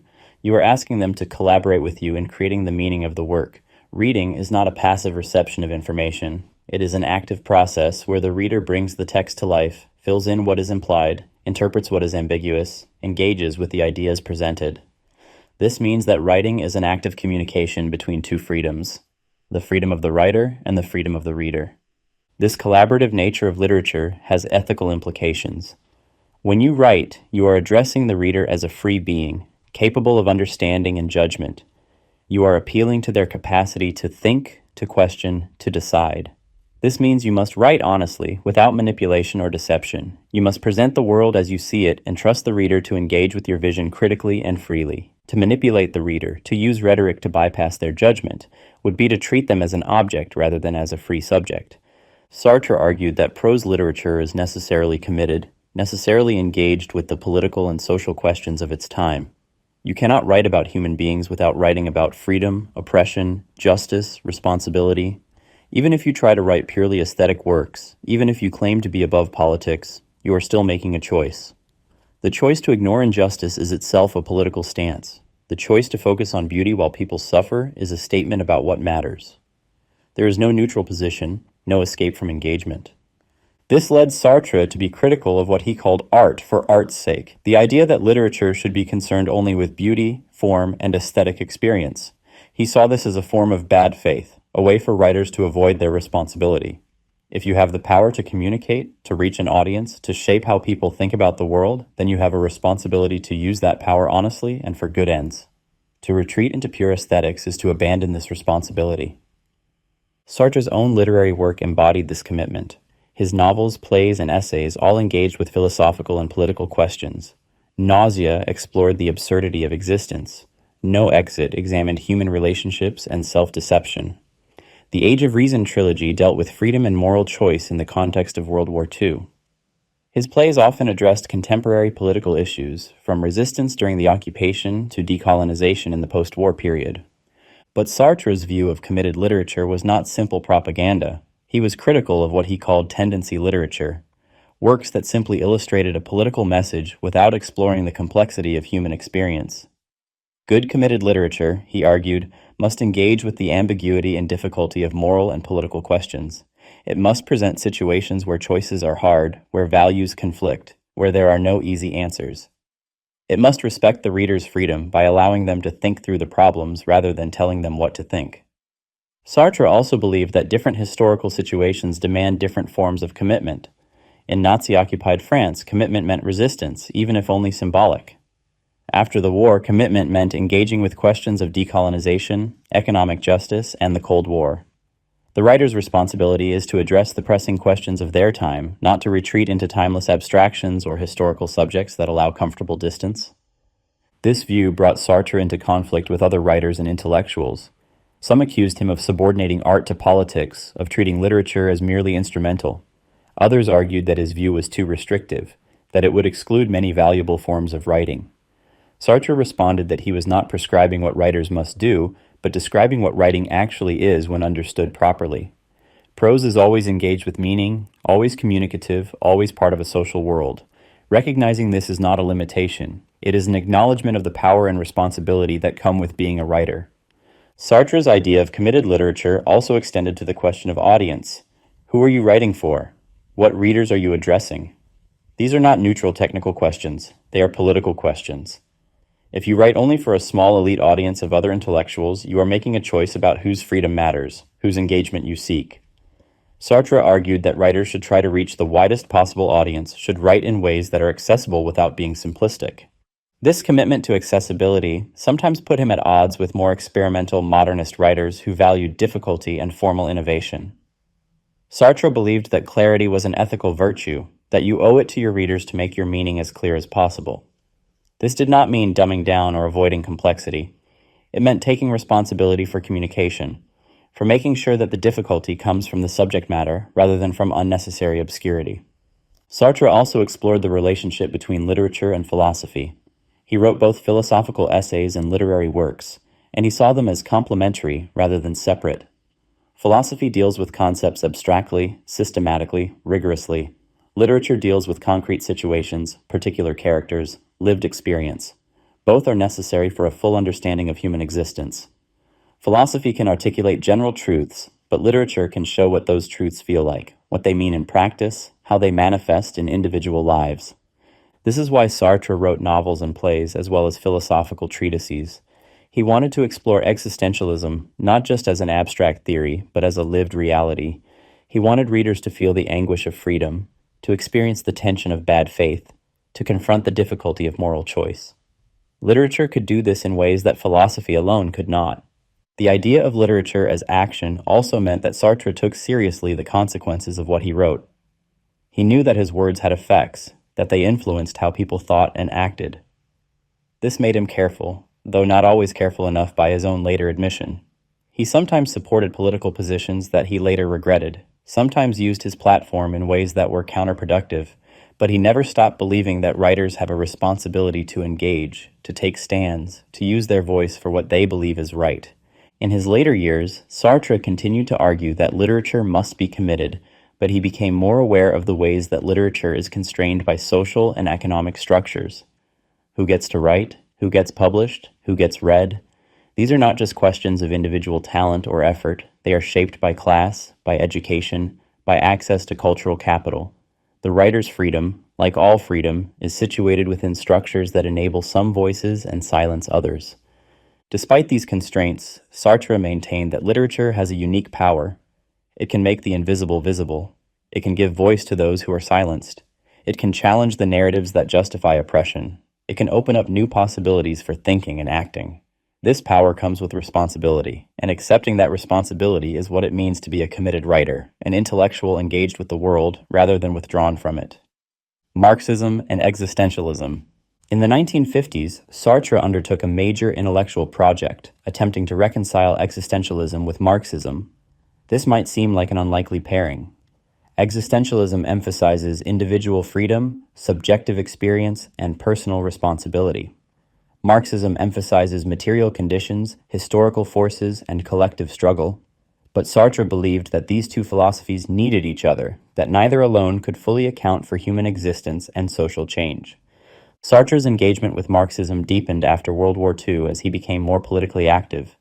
He had always been on the left, but his early philosophy focused primarily on individual existence and consciousness. The war and its aftermath forced him to confront questions of collective action, economic structures, and historical change. How could his philosophy of radical individual freedom account for the massive social forces that shape human lives? How could it address oppression, poverty, colonialism? He found in Marxism a framework for understanding these larger structures.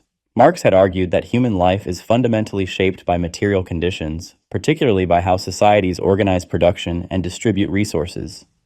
The economic base of society, the relations of production, shapes the superstructure of culture, politics, law, and ideology. People's consciousness, their ideas and values, are influenced by their position in the economic structure, by whether they are owners or workers, exploiters or exploited.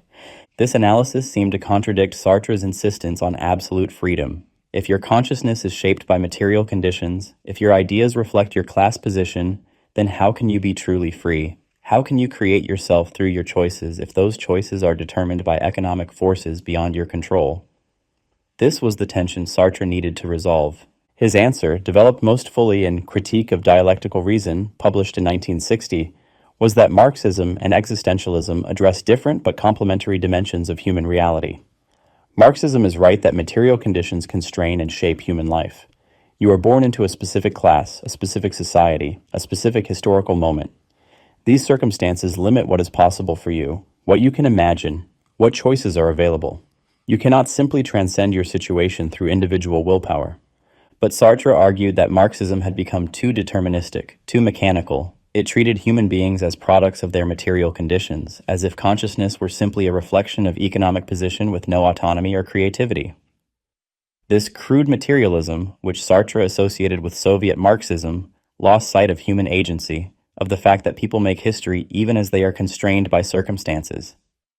It could not account for individual variation, for why people in similar circumstances make different choices, for how change happens. This is where existentialism becomes necessary. Existentialism insists that even within constraints, human beings are free. You must interpret your situation, decide what it means, choose how to respond. Material conditions do not determine your actions directly, they shape the field of possibilities, but you still have to navigate that field, still have to choose among the options available. Your freedom is situated, but it is still freedom. Sartre proposed that existentialism should be the foundation of Marxism, the philosophical anthropology that Marxism needs but lacks. Marxism describes the objective structures of history and society. Existentialism describes the subjective dimension, how individuals experience and navigate those structures. Together, they provide a complete picture of human existence, shaped by material conditions but free within those conditions, constrained by history but capable of making history. He argued that Marxism needs to understand what he called the lived experience of oppression and exploitation. It is not enough to analyze class structures abstractly. You must understand how it feels to be exploited, how workers experience their situation, what it means subjectively to be oppressed. This lived dimension cannot be reduced to economic relations. It involves emotions, relationships, meanings, projects. This is where existentialist analysis becomes essential.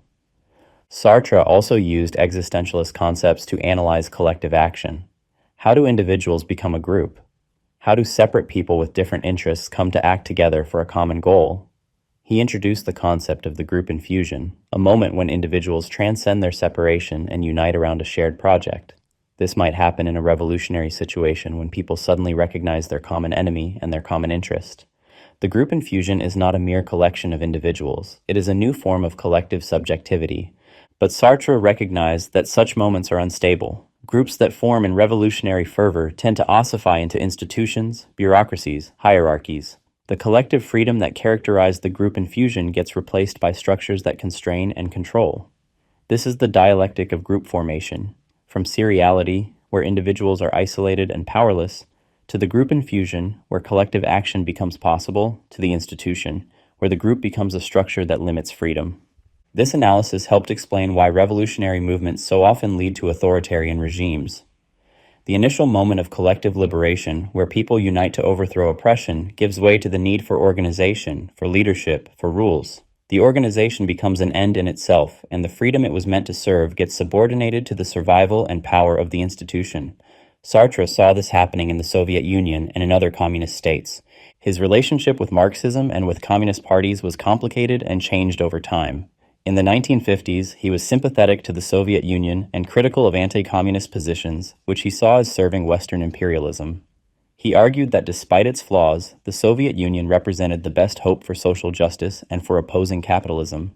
He was willing to overlook or minimize Soviet repression because he believed the alternative was worse. But by the 1960s, particularly after the Soviet invasion of Hungary in 1956, Sartre became more critical.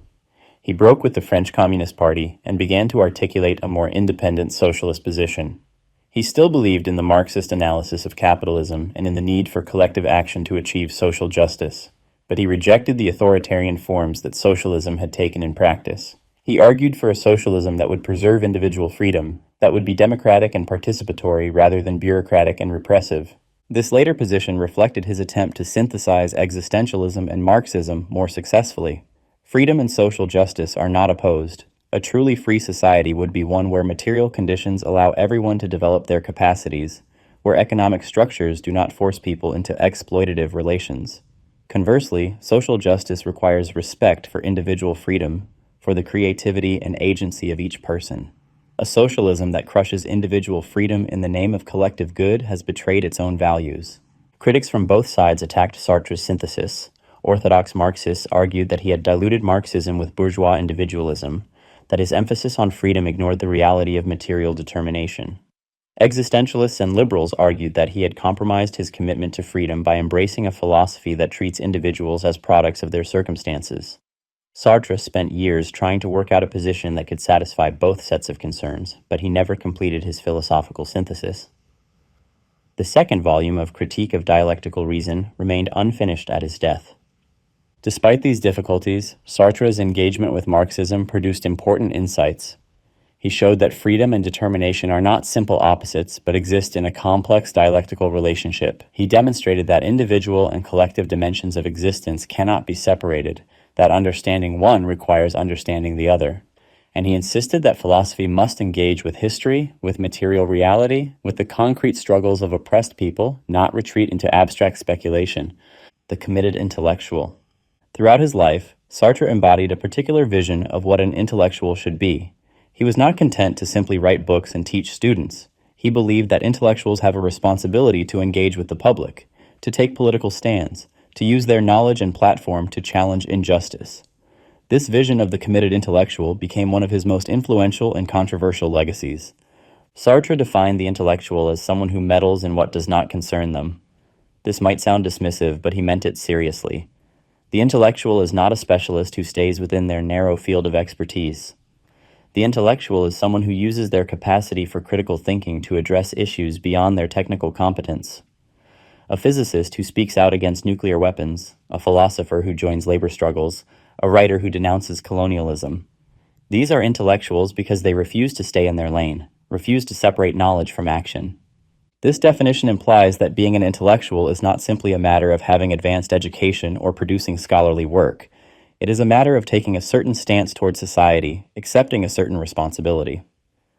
The specialist who focuses only on their research, who avoids political engagement, who claims neutrality, is not an intellectual in Sartre's sense. They are a technician, someone who applies knowledge without questioning its use or its implications. Sartre traced the origins of the modern intellectual to the Dreyfus affair in France at the end of the 19th century. Alfred Dreyfus, a Jewish military officer, was falsely convicted of treason. Writers, scientists, and scholars spoke out in his defense, using their prestige and their skills in reasoning and evidence to challenge the military and political establishment. They intervened in a matter outside their professional domains because they saw an injustice that needed to be opposed. This was the birth of the intellectual as a public figure, someone who uses cultural capital to engage in political struggle. For Sartre, the intellectual emerges from a contradiction. Intellectuals are typically members of the bourgeoisie, beneficiaries of the existing social order. They have education, status, security. But if they are honest about what their knowledge reveals, they must recognize that the existing order is unjust, that it is based on exploitation and oppression. This creates a tension. Their class position inclines them to support the status quo, but their knowledge and their values push them toward opposition. The authentic intellectual sides with the oppressed against their own class interests. They use their skills and platform to challenge the structures that benefit them. This is not easy or comfortable. It means being attacked from both sides, criticized by the establishment as a traitor, and viewed with suspicion by revolutionary movements as a bourgeois interloper. But it is the only honest position for someone who sees clearly. Sartre identified several temptations that intellectuals must resist. The first is false universalism, claiming to speak for everyone, for humanity in general, when actually speaking from a particular position. Bourgeois intellectuals often present their own values as universal truths, their own interests as the interests of all. They talk about freedom and reason and human nature in ways that obscure the reality of class conflict and exploitation. The committed intellectual must recognize their own situatedness, must acknowledge that they speak from a particular position, and must choose which interest to serve. The second temptation is retreating into pure theory, producing abstract analyses that have no connection to practical struggle. Sartre was critical of intellectuals who write sophisticated critiques of capitalism while doing nothing to actually oppose it, who develop elaborate philosophical systems while remaining personally comfortable and politically inactive. Theory matters, but it must be connected to practice. Knowledge must serve action, not substitute for it. The third temptation is what Sartre called the cult of failure, a tendency among left intellectuals to become attached to defeat, to take pride in being marginalized, to define themselves through opposition without seriously working toward victory. Some intellectuals seem to prefer being righteous critics to being effective agents of change. They are more comfortable denouncing injustice from the sidelines than engaging in the messy, compromised work of building movements and winning struggles. Sartre's own career illustrated the possibilities and pitfalls of committed intellectual work. During World War II, he participated in the resistance, though his actual contributions were modest and his behavior during the occupation has been questioned. After the war, he became increasingly prominent as a public intellectual, using his fame to support various causes. He opposed French colonial wars, particularly in Algeria. He signed manifestos, gave speeches, allowed his apartment to be used for meetings of the Algerian National Liberation Front.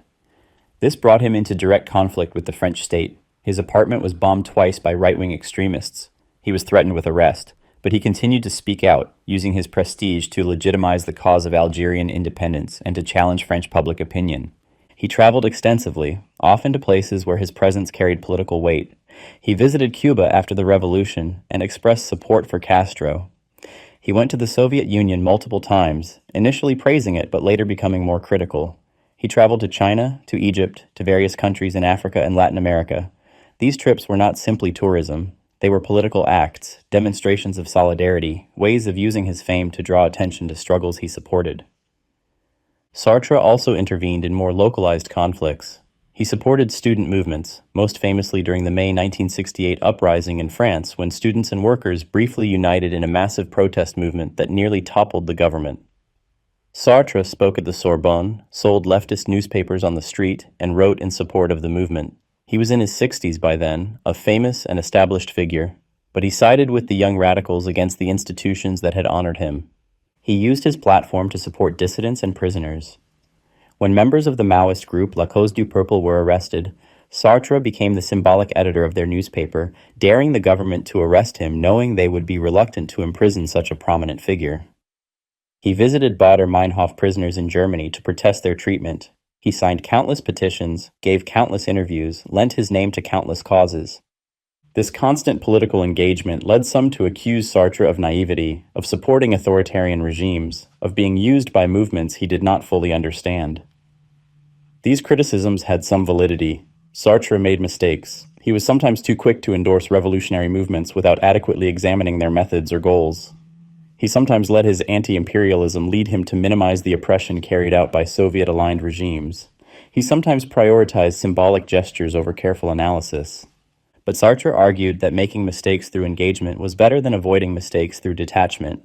The intellectual who never takes a stand, who always maintains critical distance, who prides themselves on never being wrong, is ultimately ineffective. Real political engagement requires making judgments with incomplete information, committing to causes that are imperfect, accepting that you will sometimes be wrong. The alternative is irrelevance. Sartre also reflected on the relationship between intellectuals and mass movements. Intellectuals cannot lead popular struggles. They are not organic to the working class or to colonized peoples. They come from outside, with different backgrounds and concerns. But they can support these struggles, can use their skills and platforms to amplify marginalized voices, can challenge the narratives used to justify oppression. The committed intellectual is not a vanguard but an ally. This required a certain humility. Sartre came to recognize that intellectuals could not simply tell oppressed people what to do or think. They had to listen, to learn, to follow the lead of those directly involved in struggles. His later work shows more awareness of this, more attention to how his own position as a privileged white European man shaped what he could see and understand. The role of the committed intellectual also raised questions about effectiveness. Does speaking out actually change anything? Does signing petitions and giving interviews accomplish concrete goals? Sartre's answer was that symbolic action matters, that shifts in consciousness are part of political change, that intellectuals contribute not by seizing power, but by challenging the ideas and narratives that sustain power. Not everything can be measured in immediate practical results.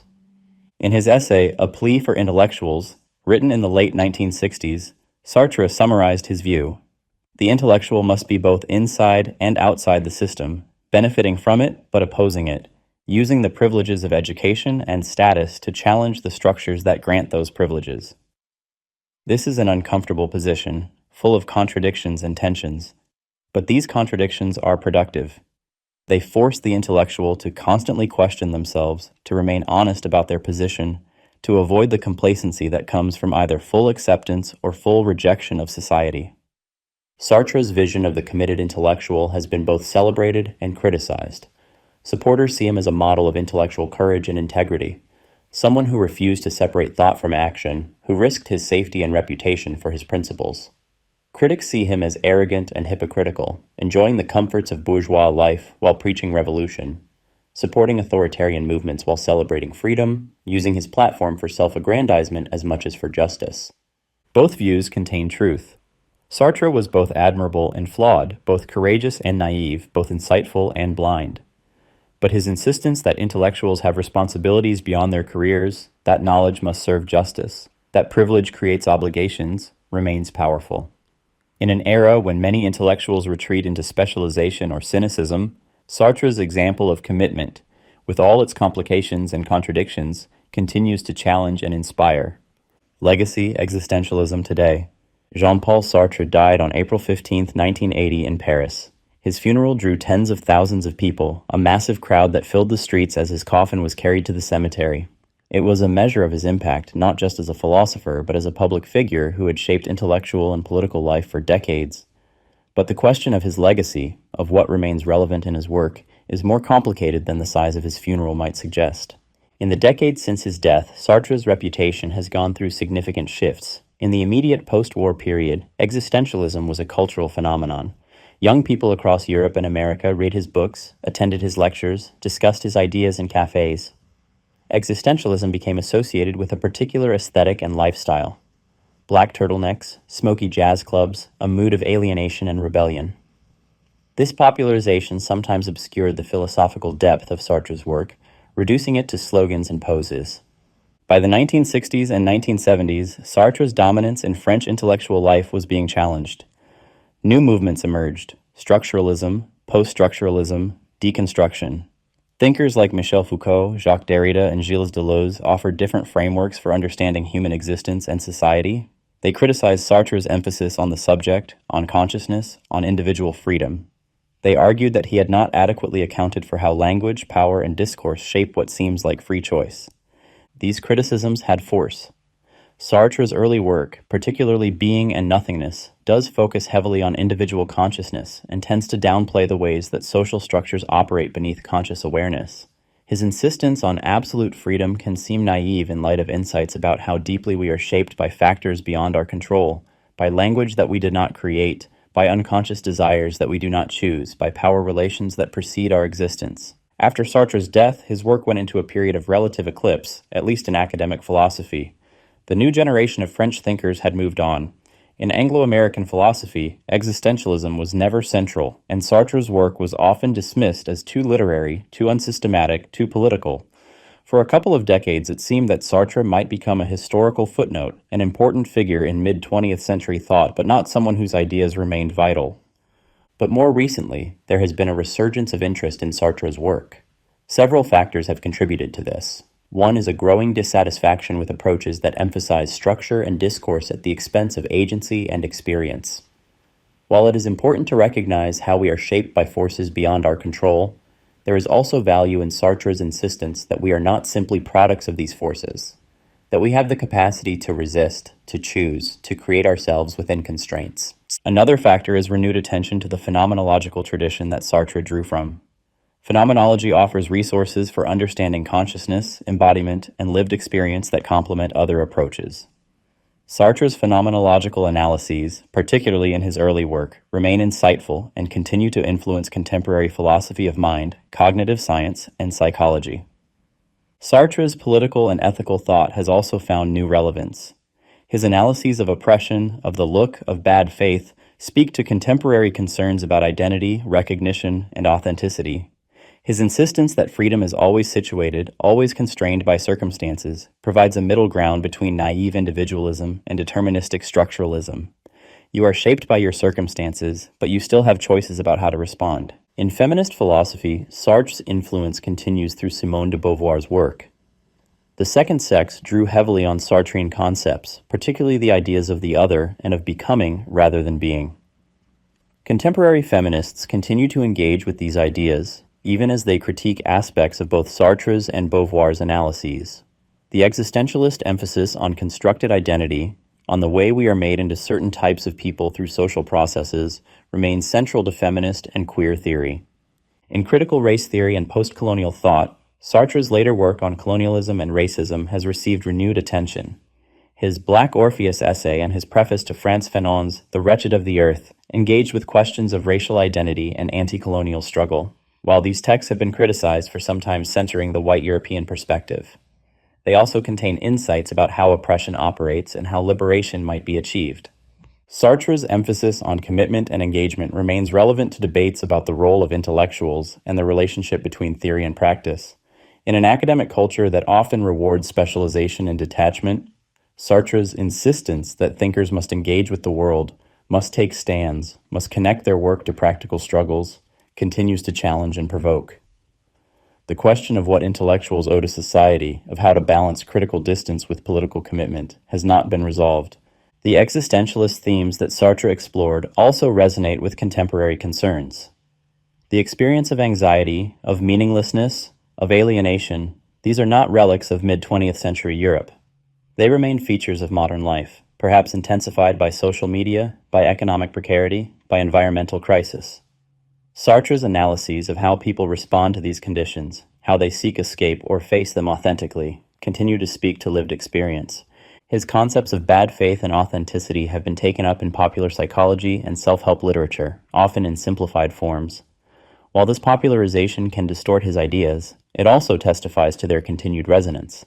People still struggle with questions about whether they are living authentically, whether they are lying to themselves, whether they are taking responsibility for their choices or hiding behind excuses. In existential psychology and psychotherapy, Sartre's influence persists.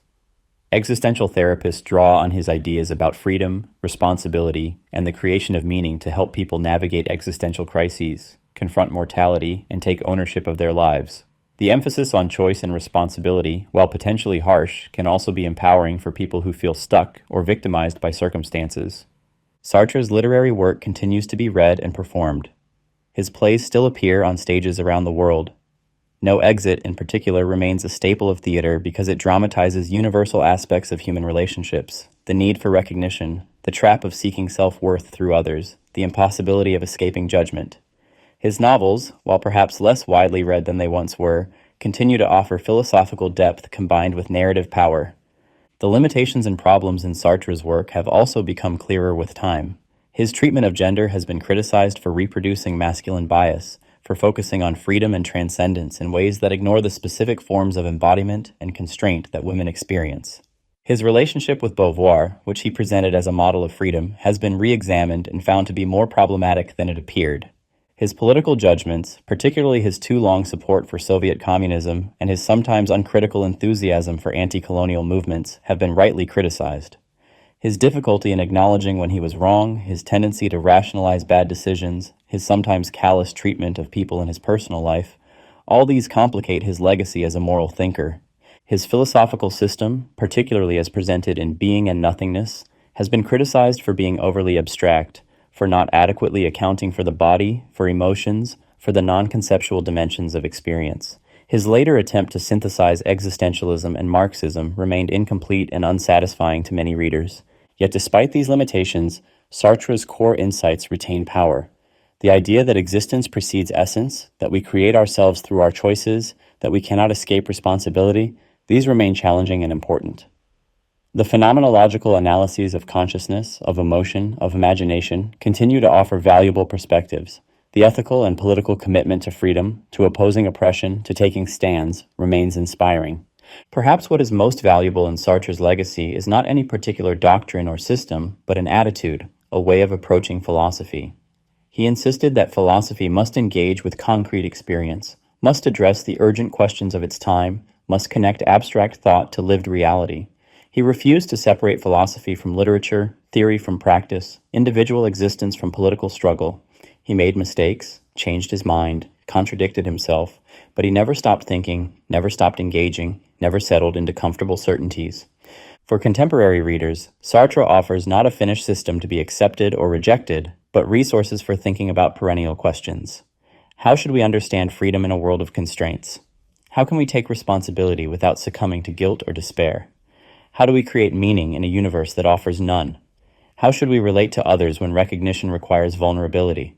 How can intellectuals use their privileges to serve justice? These questions remain urgent, and Sartre's wrestling with them continues to illuminate, provoke, and challenge. The future of Sartre's legacy likely lies not in orthodox existentialism as a school of thought, but in the ongoing engagement with the problems he identified and the concepts he developed. His work will continue to be mined for insights, critiqued for its limitations, adapted to new contexts and concerns. Like all major thinkers, Sartre will be both honored and transcended, both preserved and transformed, both a historical figure to be studied and a living voice in ongoing conversations.